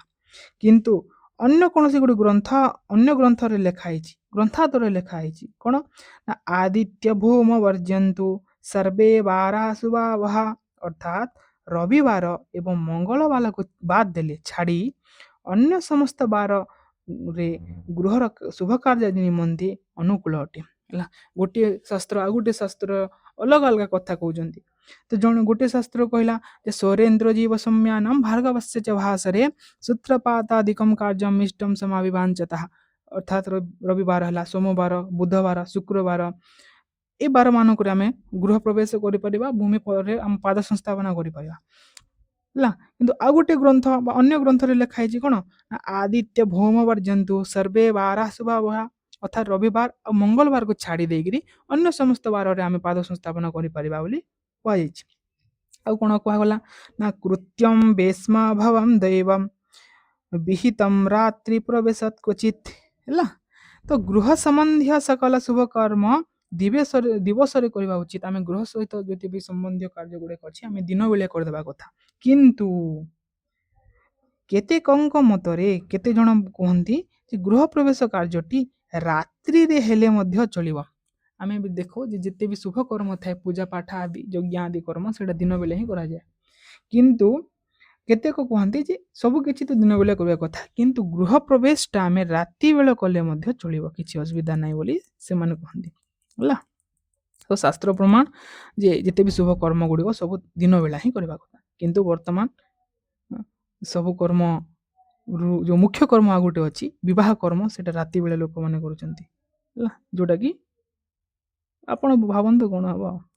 ତିଥି ବାର ବା ପକ୍ଷ ଶୁଦ୍ଧି, ଆମେ ଦେଖିଲେ ଯେ ପକ୍ଷ ଆମ ଯେଉଁ କୃଷ୍ଣ ପକ୍ଷ ରହିଲା, ଶୁକ୍ଳ ପକ୍ଷ ରହିଲା, ତାପରେ ପ୍ରଥମା, ଦ୍ୱିତୀୟା, ତୃତୀୟା, ଚତୁର୍ଥୀ, ପଞ୍ଚମୀ, ଷଷ୍ଠୀ, ସପ୍ତମୀ ତିଥି, ନବମୀ ତିଥି, ଏକାଦଶୀ ତିଥି, ଏସବୁ ତିଥି ଗୁଡ଼ିକ ଅଛି। ତ ତିଥି ବିଚାର ବର୍ତ୍ତମାନ କରାଯାଉଛି। ତ କାହାକୁ ଆମେ କେଉଁ ସମୟକୁ ପକ୍ଷ ଶୁଦ୍ଧି କୁହାଯାଏ ଦେଖିବା। ତ କେଉଁ ପୁସ୍ତକ, ସେ ବାସ୍ତୁ ରତ୍ନାକର ଗ୍ରନ୍ଥକାର ତିଥି ଶୁଦ୍ଧି ସମ୍ପର୍କ ଲେଖିଛନ୍ତି କ'ଣ ନା ଦ୍ୱିତୀୟା ତିଥି, ତୃତୀୟା ତିଥି, ପଞ୍ଚମୀ ତିଥି, ଷଷ୍ଠୀ ତିଥି, ସପ୍ତମୀ ଓ ଦଶମୀ ତିଥିରୁ ତ୍ରୟୋଦଶୀ ଏବଂ ପୂର୍ଣ୍ଣିମା ଦିନ ଗୃହରମ୍ଭ ନିମନ୍ତେ ଶୁଭ ଦିଆଗଲେ ଶୁଭ ଫଳ ପ୍ରାପ୍ତି ହୋଇଥାଏ। ସେ କ'ଣ କହିଲେ ଯେ ବାସ୍ତୁ ରତ୍ନାକର କାର ଯେ ଆମେ କେଉଁ ତିଥିରେ ଗୃହରମ୍ଭ ପାଇଁ ଶୁଭ ଦେମା ତାହେଲେ ତାହା ଶୁଭ ଫଳ ପ୍ରାପ୍ତି ଦେଇଥାଏ। କ'ଣ ନା ଦ୍ୱିତୀୟା ତିଥିରେ କିମ୍ବା ଦ୍ୱିତୀୟା ନହେଲେ ତୃତୀୟା, ପଞ୍ଚମୀ ତିଥି, ଷଷ୍ଠୀ ତିଥିରେ, ସପ୍ତମୀ ତିଥିରେ, ଦଶମୀ ତିଥିରୁ ତ୍ରୟୋଦଶୀ ତିଥିରେ ନହେଲେ ପୂର୍ଣ୍ଣିମା ଦିନ, କୌଣସି ପୂର୍ଣ୍ଣମୀ ଦିନ ଗୃହରମ୍ଭ ନିମିତ୍ତ ଶୁଭ ଦିଆଯିବ ତାହେଲେ ତାହା ଶୁଭ ଫଳ ପ୍ରାପ୍ତି ହୋଇଥାଏ। ଅନ୍ୟଥା ଯଦି ଏ ଦିନ ମାନଙ୍କରେ କରି ନ ପାରିଲ ତାହେଲେ କ'ଣ ତିଥି ରହିବ, ଅନ୍ୟଥା ପ୍ରତିପଦାର, ଅନ୍ୟଥା ଯଦି ଦେଇ ନ ପାରିବ ତାହେଲେ କ'ଣ ଫଳ ଅନ୍ୟ ତିଥିରେ ଯଦି କରୁଛ ତାହେଲେ ପ୍ରତିପଦାରେ ଦରିଦ୍ର, ତମେ ଯଦି ପ୍ରତିପଦାରେ ଗୃହରମ୍ଭ କରୁଛ ତାହେଲେ ଦରିଦ୍ର ହେବାକୁ ପଡ଼େ, ଗରିବ ହୋଇଯିବ। ଅଷ୍ଟମୀରେ କ'ଣ, ଅଷ୍ଟମୀରେ ତମେ ଯଦି କରୁଛ ଶୁଭାରମ୍ଭ କରୁଛ ଗୃହର, ତାହେଲେ ତମର ମନ ବ୍ୟତିବ୍ୟସ୍ତ ହେବ, ତମର ମନ ସ୍ଥିର ଭାବରେ ରହିବ ନାହିଁ, ସବୁବେଳେ ଚଞ୍ଚଳ ରହିବ, ଇଆଡ଼େ ସିଆଡ଼େ ହେବ, ମନ ଅସ୍ଥିର ହେଇଯିବ। ଆଉ ନବମୀରେ ଯଦି କରିବ ତାହେଲେ ଶସ୍ୟ ନାଶ, ତମେ ଯଦି କୌଣସି ଚାଷବାସ କରୁଛ ତାହେଲେ ତମର ଶସ୍ୟର ବିନାଶ ହେବ ଓ ତମର ପ୍ରଡକ୍ସନ୍ କମିଯିବ, ଏ ପ୍ରକାର ଦେଖାଦେ। ତାପରେ ଚତୁର୍ଦ୍ଦଶୀରେ ଯଦି କରିବ ପତ୍ନୀ ନାଶ, ଯଦି ଚତୁର୍ଦ୍ଦଶୀରେ ଗୃହ ପ୍ରବେଶ କରୁଛ ତାହେଲେ ସେ ଗୃହ ସ୍ୱାମୀର ଯେଉଁ ପତ୍ନୀ ଥାନ୍ତି ତାଙ୍କର ବିନାଶ ହେବାର ମଧ୍ୟ ସମ୍ଭାବନା ଅଛି। ଏବଂ ଅମାବାସ୍ୟାରେ ରାଜଭୟ, ଆଉ ଯଦି ତମେ ଅମାବାସ୍ୟାରେ ଗୃହ ଆରମ୍ଭ କରୁଛ ତାହେଲେ ରାଜାଙ୍କର ଭୟ ଥାଏ, ସେ ସମୟରେ ରାଜାଙ୍କର ଭୟ ଥିଲା, ବର୍ତ୍ତମାନ ଗଭର୍ଣ୍ଣମେଣ୍ଟର ଭୟ ରହୁଛି, ଉତ୍ପନ୍ନ ହୋଇଥାଏ। ଅର୍ଥାତ୍ ନିଜର ସମୃଦ୍ଧି ଚାହୁଁଥିଲେ ତମେ ସବୁବେଳେ ଶୁକ୍ଳ ପକ୍ଷରେ ହିଁ ଗୃହ ଆରମ୍ଭ କରିବାର ବିଧେୟ। ତମେ ଯେତେବେଳେ ନିଜର ମଙ୍ଗଳ ଚାହୁଁଛ ଗୃହ ଆରମ୍ଭ କରିବା ପୂର୍ବରୁ, ତାହେଲେ ସବୁବେଳେ କେବେ କରିବ ନା ଶୁକ୍ଳ ପକ୍ଷରେ ଗୃହ ଆରମ୍ଭ କରିବ, ନହେଲେ ଏସବୁ ଯେଉଁ ତିଥି କୁହାଗଲା ସେ ତିଥିରେ ବି ଗୃହ ଆରମ୍ଭ କରିପାରିବ। ଆଉ କ'ଣ ତିଥି ହେଇଗଲା, ବର୍ତ୍ତମାନ ଆମେ କୋଉ ମାସରେ କରିବା କଥା, ମାସ ଶୁଦ୍ଧି ବିଚାର କରାଯାଉଛି। ବର୍ତ୍ତମାନ ମାସ ଶୁଦ୍ଧି ନିର୍ଣ୍ଣୟ, ତାହେଲେ କୋଉ ମାସରେ ଆମେ ଗୃହ ନିର୍ମାଣ କାର୍ଯ୍ୟ ଆରମ୍ଭ କରିପାରିବା। ତ ସୌମ୍ୟ फाल्गुन वैशाख माघ श्रावण कार्तिकाः मासः स्यो गृह निर्माणे पुत्रारोग्य फलप्रदः। କୋଉ ଗ୍ରନ୍ଥ ନା ବାସ୍ତୁ ରତ୍ନାକରର 9 ରୁ 13 ନମ୍ବର ଶ୍ଲୋକ କଥା କୁହାଯାଉଛି। ତ ସୌମ୍ୟ फाल्गुन वैशाख माघ श्रावण कार्तिकाः मासः स्यु गृह निर्माणे पुत्रारोग्य फलप्रदाः। ଆମେ ଯଦି ଏଇ ମାସରେ ଗୃହ ନିର୍ମାଣ କାର୍ଯ୍ୟ ଆରମ୍ଭ କରିବା ତାହେଲେ ଆମର ଶୁଭଫଳ ପ୍ରାପ୍ତି ହେବ। କ'ଣ କ'ଣ, ମାର୍ଗଶିର ମାସରେ, ଏଇ ମାର୍ଗଶିର ମାସରେ ମାଣବସା ଗୁରୁବାର ହୁଏ ଆମ ଓଡ଼ିଶାରେ। ମାର୍ଗଶିର ମାସରେ ଯଦି ଗୃହ ନିର୍ମାଣ କାର୍ଯ୍ୟ ଆରମ୍ଭ କରିବା ତାହେଲେ ସବୁଠାରୁ ଶ୍ରେଷ୍ଠ ଅଛି। ତାପରେ ଫାଲ୍ଗୁନ ମାସରେ କରିପାରିବା, ନହେଲେ ବୈଶାଖ ମାସରେ କରିପାରିବା, ମାଘ ଶ୍ରାବଣ ମାସରେ ଓ କାର୍ତ୍ତିକ ମାସରେ, ଏସବୁ ମାସରେ ଗୃହ ଆରମ୍ଭ କଲେ, ଯେଉଁ ଆମ ଘର ନିର୍ମାଣ ଆରମ୍ଭ କଲେ ପୁତ୍ର ପ୍ରାପ୍ତି, ଆରୋଗ୍ୟ, ସବୁବେଳେ ନିରୋଗ ରହିବ ହେଲା, କୌଣସି ରୋଗ ହେବ ନାହିଁ ଇତ୍ୟାଦି ପ୍ରାପ୍ତି ହୋଇଥାଏ।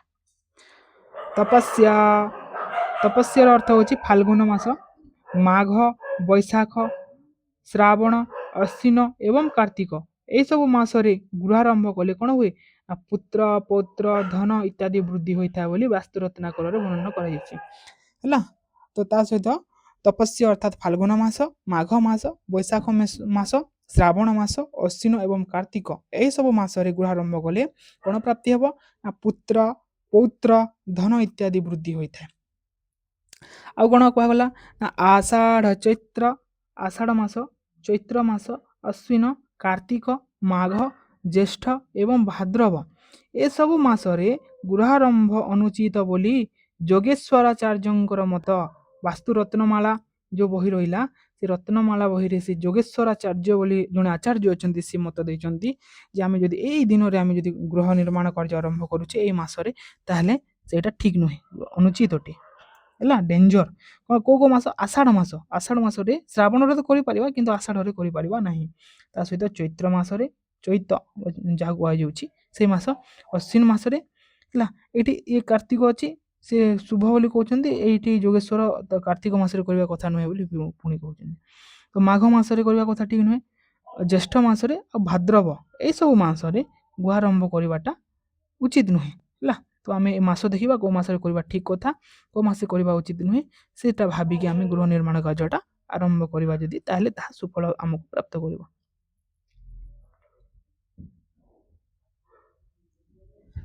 ଆହୁରି ମଧ୍ୟ କୁହାଗଲା କୋଉ ମାସରେ କ'ଣ ହୁଏ ନା ଚୈତ୍ରେ ଶୋକକରମ୍ ଗୃହାଦିରଚିତମ୍ ଶ୍ୟାନ୍ମାଧବେ ଅର୍ଥପ୍ରଦମ୍ ଜ୍ୟେଷ୍ଠେ ମୃତ୍ୟୁକରಂ ଶୁଚौ ପଶୁହରಂ ତଦ୍ବୃଦ୍ଧି ଦଶ୍ରାବଣେ ଶୂନ୍ये ଭାଦ୍ରପଦେ द्विषे कलिकरं नृत्यक्षयं कार्तिके धान्यं मार्ग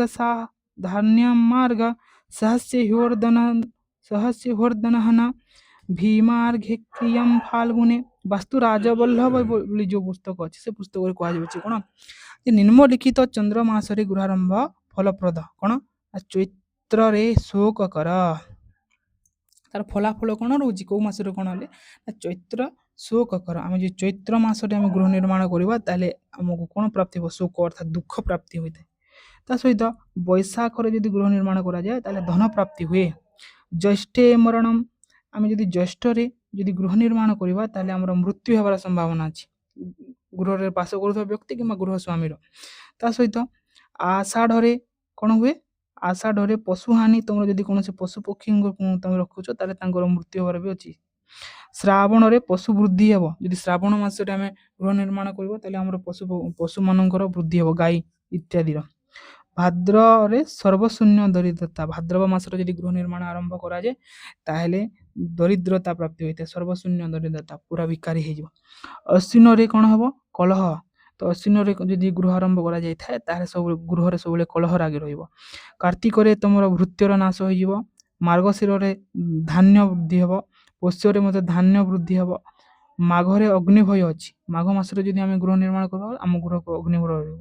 ଏବଂ ଫାଲ୍ଗୁନରେ ଶ୍ରୀବୃଦ୍ଧି ତଥା ସମୃଦ୍ଧିର ଯୋଗ ହୋଇଥାଏ। ସେଥିପାଇଁ ଆମେ ଏଇସବୁ ମାସକୁ ଦେଖିକି ନିଜର ଗୃହ ନିର୍ମାଣ କାର୍ଯ୍ୟ ଆରମ୍ଭ କରିବା କଥା।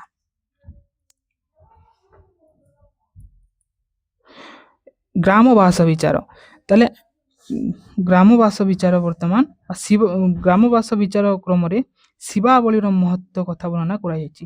ଶିବାବଳୀ କ'ଣ ନା ବିଲୁଆକୁ ଶିବାବଳୀ କୁହାଯାଏ।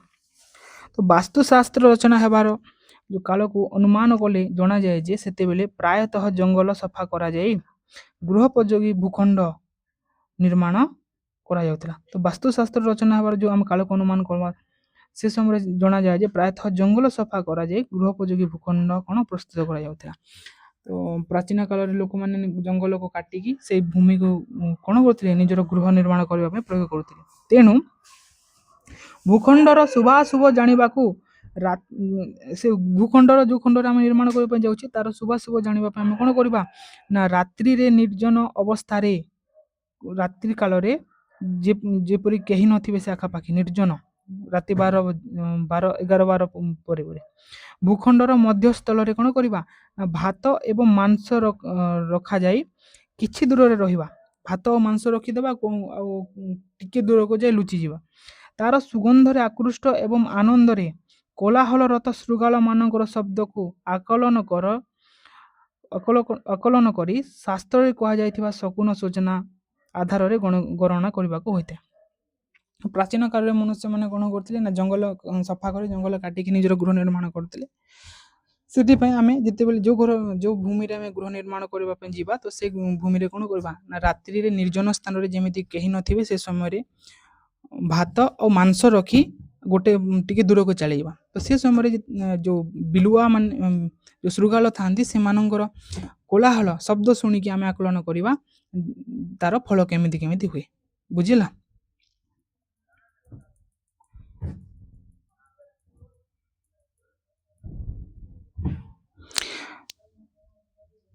ଗ୍ରାମାବାସାର୍ଥ ଶିବାବଳୀ ହେଲା। ତ ସେ ବିଲୁଆ ଶବ୍ଦରୁ କ'ଣ ହେବ ଦେଖିବା। ନିଶିଥେ ନିର୍ଜନେ ଦେଶେ ଭକ୍ତମ ମାସାଦି ସଂୟୁତମ ଭୂମୌ ନିଧାୟ ବିଧିବତ୍ ଦୂରମ୍ ଗତ୍ୱା ବିଚିନ୍ତୟେତ୍। ଏଇ କଥା ଯେଉଁଟା ମୁଁ କହିଲି ସେଇଟା ଶ୍ଲୋକ ମାଧ୍ୟମରେ କୁହାଯାଇଛି ଯେ ଦିନ ଆମେ କ'ଣ କରିବା ନା ରାତ୍ରିରେ ନିର୍ଜନ ସ୍ଥାନରେ ମାଂସ ଓ ଭାତ ରଖି ଦୂରକୁ ଟିକେ ଯାଇ ଚିନ୍ତା କରିବା ଯେ ତାଙ୍କର ଶବ୍ଦ ଶୁଣିକରି କ'ଣ ହେଉଛି। କ'ଣ ହୁଏ? ଈଶାନେ ମରଣମ୍ ପ୍ରୋକ୍ତମ୍, ଯଦି ଐଶାନ୍ୟ କୋଣରୁ ଶବ୍ଦ ଆସିଲା ତାହେଲେ ମୃତ୍ୟୁ ହେବାର ସମ୍ଭାବନା ଅଛି। ଚୋରେ କୁରୁ ସର୍ବତଃ ବାସେ ବାୟବ୍ୟ କୋଣେ ତୁ ଭୟಂ କିଞ୍ଚିତ୍ ପ୍ରଜାୟତେ ପଶ୍ଚିମେ ବାସକରଣାଦ ଆନନ୍ଦଃ ପରିକୀର୍ତିତଃ ନୈಋତେ हि ଶିବାରୋତି ତଦା ବାସଂ ନ कारयेत् ଦକ୍ଷିଣେ ରୋତି କଲ୍ୟାଣಂ ବହ୍ନି କୋଣେ ମହତ୍ ଭୟಂ ପୂର୍ବେ ପୂର୍ଯୋଟ୍ଟନଂ ଜ୍ଞେୟଂ କଳିର୍ବାରିପୁଭିଃ ସହ ଅଷ୍ଟଦିକ୍ଷୁ ଯଦା ରୋତି ତଦା ବାସଂ ନ कारयेत् ନିଃଶବ୍ଦେ ସର୍ବଲାଭ ସ୍ୟାତ୍ ଇତି ଗର୍ଗାଦି ସମ୍ମତମ୍। ଏପରି ଭାବରେ ଗର୍ଗ ଆଦି ମହର୍ଷି ମାନଙ୍କର ମତ ହେଲା। ବୃହତ୍ ସଂହିତାରୁ ପୃଷ୍ଠା 519 ପୃଷ୍ଠାରେ ଏ କଥା ଉଲ୍ଲେଖ କରାଯାଇଛି। କ'ଣ ଯେ ଏଇଟା ଆମେ ପୂର୍ବରୁ କହିଥିଲି ମୁଁ ଅର୍ଦ୍ଧରାତ୍ରିରେ ଗ୍ରାମର ନିର୍ଜନ ସ୍ଥାନରେ ଭାତ ଏବଂ ମାଂସ ଆଦି ରଖି ହେଲା ଘର କିଛି କରିବାର ଯେଉଁ ଇଚ୍ଛା ଥିବା ଭୂମି ଯେଉଁ ସ୍ଥାନରେ ସେଇଠି ବିଧିପୂର୍ବକ ସ୍ଥାପନ କରି ସୁକାଳର ଯେଉଁ ରାବ ହେବ ତାହାକୁ ଆମେ ସେ ଅନୁସାରେ ଫଳ ପ୍ରାପ୍ତି ହୋଇଥାଏ। କ'ଣ ନା ପ୍ରଥମେ ଈଶାନେ ମରଣମ୍ ପ୍ରୋକ୍ତମ୍, ଯେଉଁ ଐଶାନ୍ୟ କୋଣ ରହିଲା ସେ ଐଶାନ୍ୟ କୋଣରେ ମୃତ୍ୟୁର ଭୟ ଥାଏ। ଯଦି ଏଇଟା ଦେଖିବା ହେଲା, ଏଇଟା ପୂର୍ବ ଅଛି, ପଶ୍ଚିମ, ଉତ୍ତର, ଦକ୍ଷିଣ, ଏଇଟା ହେଉଛି ଐଶାନ୍ୟ କୋଣ। ଏ କୋଣରୁ ଯଦି ବିଲୁଆର ଶବ୍ଦ ଶୁଭୁଛି ତାହେଲେ ମୃତ୍ୟୁର ସମ୍ଭାବନା ଅଛି। ଚୋରେ କୁରୁ ସର୍ବତଃ, ଆଉ ସବୁ କ'ଣ ହୁଏ ନା ବାସେ ବାୟବ କୋଣେ ତୁ ଭୟମ୍ କିଞ୍ଚିତ୍ ପ୍ରଜାୟତେ, ଆଉ ଯେଉଁ ବାୟୁ କୋଣରୁ ଯଦି ଶବ୍ଦ ଶୁଭୁଛି ତାହେଲେ ଭୟ ଉତ୍ପନ୍ନ ହୋଇଥାଏ। ପଶ୍ଚିମେ ବାସ କରଣାନ୍ଧ ପ୍ରକୀର୍ତ୍ତିତ, ପଶ୍ଚିମ ଦିଗରୁ ଯଦି ଶୁଭୁଛି ତାହେଲେ ଆନନ୍ଦରେ ବାସ କରିପାରିବ। ନୈಋତେହି ଶିବା ରୋତି ତଦା ବାସମ୍ ନ କାରୟେତ୍, ନୈಋତରୁ ଯଦି ଶବ୍ଦ ଶୁଭୁଛି ତାହେଲେ ବାସ କରିବା ଉଚିତ ନୁହେଁ। ଆଉ ଦକ୍ଷିଣେ ରୋତି କଲ୍ୟାଣମ୍, ଦକ୍ଷିଣ ଦିଗରୁ ଯଦି ସାଉଣ୍ଡ ଶୁଭୁଛି ତାହେଲେ କଲ୍ୟାଣ ପ୍ରାପ୍ତି ହୁଏ। ଆଉ କ'ଣ ହୁଏ ବହ୍ନି କୋଣେ ମହଦ୍ ଭୟମ୍, ବହ୍ନି କୋଣ ମାନେ ହେଉଛି ଅଗ୍ନିକୋଣ, ଅଗ୍ନିକୋଣରେ କ'ଣ ହୋଇଥାଏ ଏଇଟା ବହୁତ ଭୟ ସୃଷ୍ଟି ହୁଏ। ପୂର୍ବେ ପୂର୍ଯ୍ୟଟନା ଗେୟମ୍ କାଲିର୍ ବାରିପୁ ବି ସାହା, ଆଉ ପୂର୍ବ ଦିଗରୁ ଶୁଭୁଛି ତାହେଲେ ଶତ୍ରୁମାନଙ୍କ ସହିତ କଳି ହେବା ସୃଷ୍ଟି ହୋଇଥାଏ। ଅଷ୍ଟ ଦିକ୍ଷୁ ଯଦା ରୋତି ବାସମ୍ ନ କାରୟେତ୍, ଯଦି ଏ 8 ଦିଗରୁ ଯଦି ସାଉଣ୍ଡ ଶୁଭୁଛି ସବୁଆଡ଼ୁ ତାହେଲେ ସେ ଭୂମିରେ ବାସ କରିବା ଉଚିତ ନୁହେଁ, ବା ସେ ଭୂମିରେ ଗୃହ ନିର୍ମାଣ କରିବା ଉଚିତ ନୁହେଁ। ନିଶବ୍ଦେ ସର୍ବଲାଭ ସ୍ୟାତ୍ ଇତି ଗର୍ଗାଦି ସମ୍ମତା, ଆଉ ଯଦି ନିଶବ୍ଦ ରହୁଛି କୌଣସି ବିଲୁଆର ସାଉଣ୍ଡ ଶୁଭୁ ନାହିଁ ତାହେଲେ ତାହା ସର୍ବୋତ୍ତମ ଅଟେ, ସବୁ କିଛି ଲାଭ ପ୍ରାପ୍ତ ହୋଇଥାଏ ବୋଲି ଗର୍ଗ ଆଦି ମହର୍ଷି ମାନେ এই ମତ ପ୍ରଦାନ କରିଛନ୍ତି ବୋଲି ବୃହତ୍ ସଂହିତାର ପୃଷ୍ଠା 590 নম্বର ପୃଷ୍ଠାରେ এই କଥା ଉଲ୍ଲେଖ କରାଯାଇଛି। ସେଇ କଥା ଏଠି କୁହାଗଲା। ଦେଖ ଏଇଟା ଦିଗ ରହିଲା ହେଲା, ତ ଆଉ ଏଇଟା ରହିଲା ଫଳ। ତ ପୂର୍ବ ଦିଗରେ ଯଦି ସେ ଶୃଗାଳର ସାଉଣ୍ଡ ଶୁଭୁଛି ତାହେଲେ କ'ଣ ହୁଏ ଉଚ୍ଚାଟନ ଆଉ ଶତ୍ରୁ କଳହ ହୋଇଥାଏ। କ'ଣ ହୁଏ ଉଚ୍ଚାଟନ ଆଉ ଶତ୍ରୁ କଳହ, ଯେଉଁ ଗୃହ ସ୍ୱାମୀ ଥିବ ସେ ଉଚ୍ଚାଟିତ ହୋଇଯିବ ଆଉ ଶତ୍ରୁ ବୃଦ୍ଧି ହେବେ ଏବଂ କଳହ ସୃଷ୍ଟି ହେବ ଗୃହରେ। ଯଦି ଅଗ୍ନି କୋଣରୁ ସାଉଣ୍ଡ ଶୁଭିଲା ତାହେଲେ ମହାନ ଭୟ ଥାଏ। ଦକ୍ଷିଣ କୋଣରୁ ଯଦି ଶୁଭୁଛି ତାହେଲେ କଲ୍ୟାଣ ହେଲା, ସବୁ ଶୁଭ ଅଟେ। ନୈଋତରୁ ଯଦି ସାଉଣ୍ଡ ଶୁଭୁଛି ତାହେଲେ ନିଷିଦ୍ଧ, ନୈଋତରୁ ସାଉଣ୍ଡ ଶୁଭିଲେ ବହୁତ ଡେଞ୍ଜର ଅଛି। ଆଉ ପଶ୍ଚିମରେ ଆନନ୍ଦ, ପଶ୍ଚିମରୁ ସାଉଣ୍ଡ ଶୁଭୁଛି ତାହେଲେ କିଛି ଅସୁବିଧା ନାହିଁ, ବାୟବ୍ୟରୁ ଟିକେ ଭୟ ରହିବ। ଆଉ ଉତ୍ତରରୁ ଯଦି ଶୁଭିବ ତାହେଲେ ଶୁଭ। ଐଶାନ୍ୟ କୋଣରେ ଶୁଭିଲେ ମରଣର ଭୟ ଥାଏ, ଗୃହସ୍ୱାମୀ ଆଉ ଗୃହରେ ବାସ କରୁଥିବା ବ୍ୟକ୍ତିମାନଙ୍କର ମୃତ୍ୟୁ ହେବାର ସମ୍ଭାବନା ଥାଏ। ଆଉ ସବୁ ଦିଗରୁ ଯଦି ସାଉଣ୍ଡ ଶୁଭୁଛି 360 ଡିଗ୍ରୀ ତାହେଲେ ସର୍ବ ଅଶୁଭ, ସେପରି ସ୍ଥାନରେ ବିଲକୁଲ ବି କ'ଣ କରିବା କଥା ନୁହେଁ, ନିବାସ କରିବା କଥା ନୁହେଁ ସେ ସ୍ଥାନରେ। ଆଉ ନିଶବ୍ଦ ସର୍ବ ଶୁଭ, ଆଉ ଯଦି ସାଉଣ୍ଡ କିଛି ବି ଶୁଭିଲା ନାହିଁ ତାହେଲେ ସବୁ ଶୁଭ ଅଟେ ହେଲା। ନିଶ୍ଚିନ୍ତ ଭାବରେ ତମେ ସେଠାରେ ଗୃହ ନିର୍ମାଣ କରି ତମେ ରହିପାରିବ ସେ ସ୍ଥାନରେ। ଏପରି ଭାବରେ ଗ୍ରାମବାସ ବିଚାରରେ ଶିବାବଳୀର ମହତ୍ଵ ବର୍ଣ୍ଣନା କରାଯାଇଛି। ବହୁତ ଇମ୍ପୋର୍ଟାଣ୍ଟ କଥା ଗୁଡ଼ାକ ଅଛି, ଧ୍ୟାନ ସେ ରଖିଥାଅ, ଏଇଟା ପରୀକ୍ଷାରେ ଆସିବାର ସମ୍ଭାବନା ରୁହେ। ଆଉ କ'ଣ ଠିକ୍ ଅଛି, ତାପରେ ଏବେ ନିର୍ଣ୍ଣୟ କରାଯାଉଛି ଯେ ଚତୁର୍ବର୍ଣ୍ଣ ନିମନ୍ତେ ପ୍ରଶସ୍ତା ଭୂମି ବିଚାର, ଚତୁର୍ବର୍ଣ୍ଣ ନିମନ୍ତେ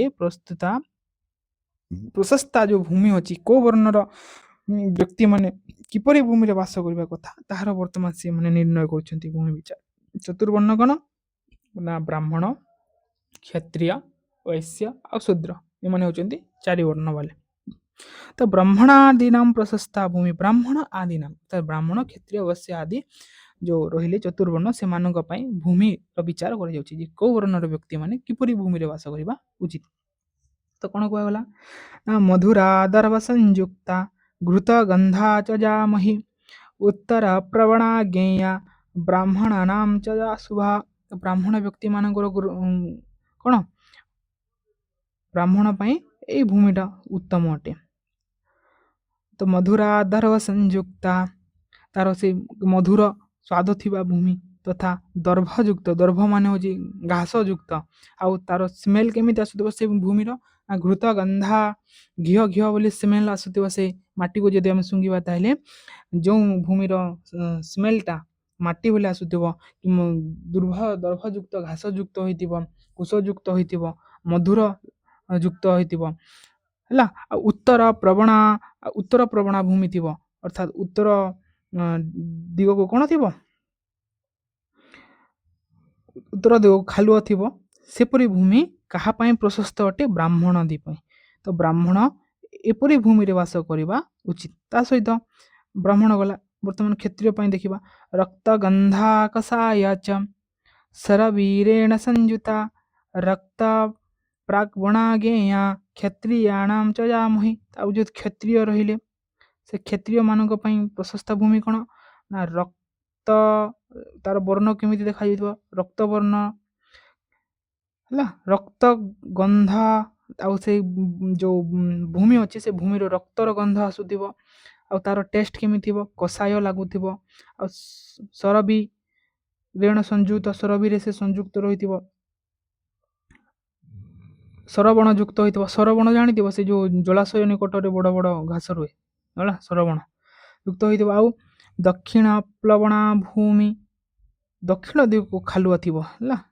ଦକ୍ଷିଣ ଦିଗ ମାନେ ଏଇ ଦିଗକୁ ସେ ଭୂମିଟା ଖାଲୁଆ ଥିବ, ତାହେଲେ ସେ ଭୂମିଟା କାହାର? କ୍ଷତ୍ରିୟ। ଆଉ କ'ଣ କୁହାଗଲା? ଏବେ ବୈଶ୍ୟର କଥା କୁହାଯିବ। ବୈଶ୍ୟ ପାଇଁ ଉପଯୁକ୍ତ ଭୂମି କ'ଣ? ନା ଅନ୍ନ ଗନ୍ଧାଚ ବୈଶ୍ୟାନାମ୍। ଯେଉଁ ଭୂମିର ବାସ୍ନାଟା ଅନ୍ନ ପରି ବାସ୍ନା ହେଉଥିବ। ପୀତ ବର୍ଣ୍ଣାପଶସ୍ୟତେ, ଆଉ ସେ ବର୍ଣ୍ଣର ଭୂମି ପୀତ ବର୍ଣ୍ଣ ରହିଥିବ, ଅର୍ଥାତ୍ ହଳଦିଆ ବର୍ଣ୍ଣ ରହିଥିବ। ଆଉ ପଶ୍ଚିମ ପ୍ରବଣା କୃଷ୍ଣା ବିକୁଣ୍ଠା କାଶ ସଂଯୁତା, ଆଉ କ'ଣ ହୋଇଥିବ? ନା ପଶ୍ଚିମ ଦିଗକୁ ଖାଲୁଆ ଥିବ ସେପରି ଭୂମି କାହା ପାଇଁ ଯୁକ୍ତ ଅଟେ? ବୈଶ୍ୟ ପାଇଁ। ମଦ୍ୟ ଗନ୍ଧା ମହି ଧନ୍ୟା, ଆଉ ଯେଉଁ ଭୂମିଟି କ'ଣ? ନା ମଦ ଗନ୍ଧ ହେଉଥିବ, ଯେଉଁ ଭୂମିର ବାସ୍ନାଟା ମଦ ପରି ବାସ୍ନା ହେଉଥିବ। ଶୂଦ୍ରନାମ କଟୁକା ତଥା, ଆଉ ଯାହାର ସେ ଭୂମିର ମାଟିର ଟେଷ୍ଟ କଟୁ ହୋଇଥିବ ସେ ଭୂମିଟା କାହା ପାଇଁ ପ୍ରଶସ୍ତ ଅଟେ? ଶୂଦ୍ରମାନଙ୍କ ପାଇଁ ପ୍ରଶସ୍ତ ଅଟେ ବୋଲି କୋଉଠି ବର୍ଣ୍ଣନା କରାଯାଇଛି ଏଇ କଥାଟା? ବୃହତ ସଂହିତା ଯେଉଁ ବହିର ପୁସ୍ତକ ଅଛି ବରାହମିହିରଙ୍କର 590 ନମ୍ବର ପୃଷ୍ଠାରେ ଗର୍ଗ ଆଦି ଋଷିଙ୍କର ମତକୁ ନେଇକି ସେ ବର୍ଣ୍ଣନା କରିଛନ୍ତି ଏଇଟା ହେଲା। ଏପରି ଭାବରେ କୁହାଗଲା ଯେ ଚତୁର୍ବର୍ଣ୍ଣ ପାଇଁ ଭୂମି ବିଚାର କରାଯାଇଯାଇଛି ଯେ କେଉଁ ପ୍ରକାର ଭୂମିରେ କେଉଁ ବର୍ଣ୍ଣର ବ୍ୟକ୍ତି ବାସ କରିବା କଥା। ସେମିତି ଏଇଠି ତାର ଚାର୍ଟ ଅଛି, ଦେଖିନିଅ। ଯେ ବ୍ରାହ୍ମଣ କେଉଁଠି ରହିବ? ଉତ୍ତର ଦିଗ ଖାଲୁଅ ଥିବ ସେପରି ଭୂମି ହେଲା। ଏବେ ଯଦି ଆମେ ଦେଖିବା ତାହେଲେ ଏଇଟା ପୂର୍ବ, ପଶ୍ଚିମ, ଉତ୍ତର, ଦକ୍ଷିଣ ହେଲା। ତ ପୂର୍ବ ଆଡ଼କୁ ଖାଲୁଆ ଥିବା ଭୂମି କାହାର? ନା ବ୍ରାହ୍ମଣର। ଆଉ ତାର ଟେଷ୍ଟ କେମିତି ରହିବ? ମଧୁର ରସଯୁକ୍ତ ହୋଇଥିବ। ବାସ୍ନା କେମିତି ହେଉଥିବ? ଘିଅ ବାସ୍ନା ହେଉଥିବ। ଆଉ କୋଉ ବୃକ୍ଷ ଥିବ ସେଇ ଭୂମିରେ? କୁଶଯୁକ୍ତ ଦର୍ଭ ନା କୁଶ ଘାସ ଯୁକ୍ତ ହୋଇଥିବ। ଆଉ ରଙ୍ଗ କେମିତି ଥିବ ଭୂମିର? କଲର୍ ଶ୍ଵେତ କଲର୍ ଥିବ। ଏପରି ଭୂମି କାହାର ଅଟେ? ନା ବ୍ରାହ୍ମଣର ଅଟେ। ବ୍ରାହ୍ମଣର ହେଲା। ସୁଖପ୍ରଦ ଅଟେ ବ୍ରାହ୍ମଣ ପାଇଁ ଏ ଭୂମିଟା। ଆଉ କ୍ଷତ୍ରିୟର ଭୂମି କେମିତି ହେଇଥିବ? ପୂର୍ବ କ୍ଷମତା, ଏଇଟା ଉତ୍ତରରେ ରହୁଛି ବ୍ରାହ୍ମଣର ହେଲା। ଉତ୍ତରରେ ବ୍ରାହ୍ମଣର ଭୂମି ହେଲା, ଏଇଟା ରହୁଛି ବ୍ରାହ୍ମଣର ଭୂମି। କ'ଣ କୁହାଗଲା? କ୍ଷତ୍ରିୟର ଭୂମି ବିଚାର କରାଯାଉଛି କ'ଣ? କ୍ଷତ୍ରିୟର ଭୂମି ପୂର୍ବ ପ୍ଲବମ, ଅର୍ଥାତ୍ ପୂର୍ବ ଦିଗରେ କ'ଣ ହୋଇଥିବ? ଖାଲୁଆ ହୋଇଥିବ। ତାର ଟେଷ୍ଟ କେମିତି ଥିବ? କଷାୟ, ବାସ୍ନା କେମିତି ହେଉଥିବ? ରକ୍ତ ବାସ୍ନା ଗନ୍ଧ ହେଉଥିବ। ଆଉ ସରବଣ ଯୁକ୍ତ ହୋଇଥିବ। ସର ଯେଉଁ କହିଲି, ସରବଣ ସମସ୍ତେ ଜାଣିଛ, ସେଇଟା ହୋଇଥିବ। ଆଉ କଲର୍ କେମିତି ଥିବ? ରକ୍ତ ବର୍ଣ୍ଣର ଥିବ, ଲାଲ କଲର୍ର ମାଟି ଥିବ। ଆଉ ଏଇଟା ହେଉଛି କ୍ଷତ୍ରିୟର ଭୂମି। ଆଉ କ୍ଷତ୍ରିୟ ବର୍ଣ୍ଣ ବ୍ୟକ୍ତିମାନେ ଏହି ସ୍ଥାନରେ ନିବାସ କଲେ ସେମାନଙ୍କୁ ରାଜ୍ୟ ଆଦି ପ୍ରାପ୍ତ ହେବ। ଆଉ ବୈଶ୍ୟମାନଙ୍କର ଭୂମି ନିର୍ଣ୍ଣୟ କରାଯାଉଛି। ବୈଶ୍ୟ କେମିତି ଭୂମିରେ ବାସ କରିବା କଥା? ତ କୁହାଗଲା ଦକ୍ଷିଣ ପ୍ଲବ। ଦକ୍ଷିଣ ମାନେ କୋଉଟା? ଏଇ ଦିଗ। ତ ଯେଉଁ ବୈଶ୍ୟ ରହିଲା, ସେ ବୈଶ୍ୟର ଯେଉଁ ଭୂମିଟା ଥାଏ ସେଇଟା ଦକ୍ଷିଣ ଦିଗକୁ ଖାଲ ରହିବ ହେଲା। ଆଉ ସେ ବାସ୍ନା, ତାର ଯେଉଁ ରସର ଟେଷ୍ଟ କେମିତି ରହିବ? ଭୂମିର ଆମ୍ବିଳା ଲାଗିବ। ବାସ୍ନା ଅନ୍ନ ଗନ୍ଧ ବୋଲି ବାସ୍ନା ହେବ। ଆଉ ସେଇ ତାର ଭୂମିରେ ଦୁବ ଯୁକ୍ତ ରହିବ, ଦୁବ ଘାସ ରହିବ ଏ ଭୂମିରେ ହେଲା। କାହାର ଭୂମି? ନା ବୈଶ୍ୟର ଭୂମିରେ ଦୁବ ଘାସ ରହିବ। ଆଉ କଲର୍ କେମିତି ରହିବ ପୀତ କଲର୍ ଅର୍ଥାତ୍ ହଳଦିଆ କଲର୍। ଏପରି ଭାବରେ ଭୂମିରେ ଯଦି ବୈଶ୍ୟ ବାସ କରୁଛି ତାହାକୁ ଧନ ଧାନ୍ୟ ପ୍ରାପ୍ତି ହେବ। ଆଉ ରହିଲେ ଯେଉଁ ଆଉ ଗୋଟେ ବର୍ଣ୍ଣ ଶୂଦ୍ର ବର୍ଣ୍ଣ। ଶୂଦ୍ର ବର୍ଣ୍ଣ ପଶ୍ଚିମ ପ୍ଲବା ଅର୍ଥାତ୍ ପଶ୍ଚିମ ଦିଗକୁ ସେ ଖାଲୁଆ ରହିବ। ତାର ଟେଷ୍ଟ କେମିତି ଲାଗିବ କଟୁ। ଆଉ ବାସ୍ନା କେମିତି ହେବ ଭୂମିର ମଦ୍ୟ ଗନ୍ଧ ଅର୍ଥାତ୍ ମଦ ମଦ ବାସିବ। ତାହେଲେ କେଉଁ ବୃକ୍ଷ ରହିବ କାଶତଣ୍ଡି ଯୁକ୍ତ କାଶତଣ୍ଡି ଫୁଲ ଯେଉଁ ଲଟା ଅଛି ସେଇଟା ଯେଉଁ ଭୂମିରେ ରହିବ। ଶରତ ଋତୁରେ କାଶତଣ୍ଡି ଫୁଲ ଫୁଟେ, ବହୁତ ସୁନ୍ଦର ଦେଖାଯାଏ, ଧଳା ଧଳା କଲର ଫୁଲ ଥାଏ ହେଲା, ବିଲ ବାଡ଼ିରେ ଫୁଟିଥାଏ। ଆଉ ରଙ୍ଗ କେମିତି କୃଷ୍ଣ କୃଷ୍ଣ ଅର୍ଥାତ୍ କଳା କଲରର। ଏପରି ଭାବରେ ଚାରୋଟି ବର୍ଣ୍ଣ ବା ଚତୁର୍ବର୍ଣ୍ଣ ପାଇଁ ଭୂମିର ବ୍ୟବସ୍ଥା କରିଦିଆଯାଇଛି। ତ ଯେଉଁ ବ୍ୟକ୍ତି ଯେଉଁ ବର୍ଣ୍ଣର ସେ ବ୍ୟକ୍ତି ଯଦି ସେ ବର୍ଣ୍ଣର ଭୂମିରେ ରହିବ ତାହେଲେ ତାର ଫଳ ଶୁଭ ପ୍ରାପ୍ତି ହେବ ତାହାକୁ। ବୁଝିଲ? ଭୂମି ପ୍ଲବ ବିଚାର। ତ କେଉଁ ଦିଗରେ ଯେଉଁ ଆମେ ଯେଉଁ ପ୍ଲଟ୍ଟା କିଣୁଛି ସେ ପ୍ଲଟ୍ର ବା ଭୂମିର କେଉଁ ଦିଗ ଉଚ୍ଚା କେଉଁ ଦିଗ ନିଚା ଅଛି, ତାର ଫଳ କ'ଣ ପ୍ରାପ୍ତି ହେବ ତାହା ବର୍ତ୍ତମାନ ନିର୍ଣ୍ଣୟ କରାଯାଉଛି।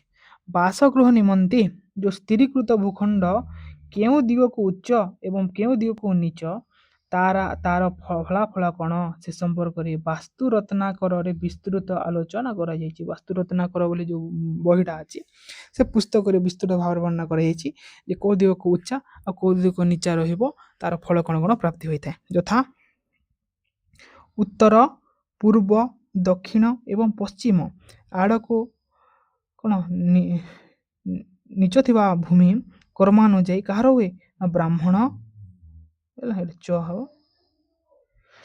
ବ୍ରାହ୍ମଣର କ୍ଷତ୍ରିୟର ବୈଶ୍ୟର ଏବଂ ଶୂଦ୍ରମାନଙ୍କ ପାଇଁ ଶୁଭ ଫଳ ପ୍ରଦାନକାରୀ ଅଟେ। ଯେଉଁଟା ଆମେ ପୂର୍ବରୁ ପଢ଼ିଲେ ଯେ ଉତ୍ତର ଦିଗକୁ ବ୍ରାହ୍ମଣର ଭୂମି, ପୂର୍ବ ଦିଗକୁ ଯଦି ଖାଲୁଆ ଥିବ କାର କ୍ଷତ୍ରିୟର ଭୂମି, ଦକ୍ଷିଣ ଦିଗକୁ ଖାଲୁଆ ଥିଲେ ବୈଶ୍ୟର ଭୂମି ଆଉ ପଶ୍ଚିମ ଆଡ଼କୁ ଖାଲୁଆ ଥିଲେ ଶୂଦ୍ରର ଭୂମି।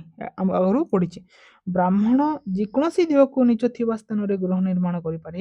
ଯେଉଁ ବ୍ରାହ୍ମଣ ଅଛି ସେ କେବଳ ତା ପାଇଁ ନୁହେଁ ଅନ୍ୟ ଦିଗକୁ ମାନ ମଧ୍ୟ ଖାଲୁଆ ଥିବା ଭୂମିରେ ସେ ନିର୍ମାଣ କରିପାରିବ, ସେଥିରେ କିଛି ରେଷ୍ଟ୍ରିକ୍ସନ୍ ନାହିଁ। କିନ୍ତୁ ଅନ୍ୟମାନେ ଯେଉଁ ଅନ୍ୟ ବର୍ଣ୍ଣ ରହିଲେ କ'ଣ କ'ଣ କେଉଁ ବର୍ଣ୍ଣ ଯେଉଁ ରହିଲେ ଆମର କ୍ଷତ୍ରିୟ ବୈଶ୍ୟ ଶୂଦ୍ର ଏ ତିନି ବର୍ଣ୍ଣଟି ଦିଗ ପ୍ରତି ସଚେତନ ରହିବା ବିଧେୟ। ନିଜ ନିଜର ଦିଗ ପ୍ରତି ସଚେତନ ରହିବା କଥା। ଯେଉଁ ଦିଗ ତାଙ୍କ ପାଇଁ ବ୍ୟବସ୍ଥା କରାଯାଇଛି ସେ ଦିଗରେ ସେମାନେ ବାସ କରିବା କଥା, ସେ ଦିଗ ଖାଲୁଆ ଥିବା ଭୂମିରେ ହେଲା।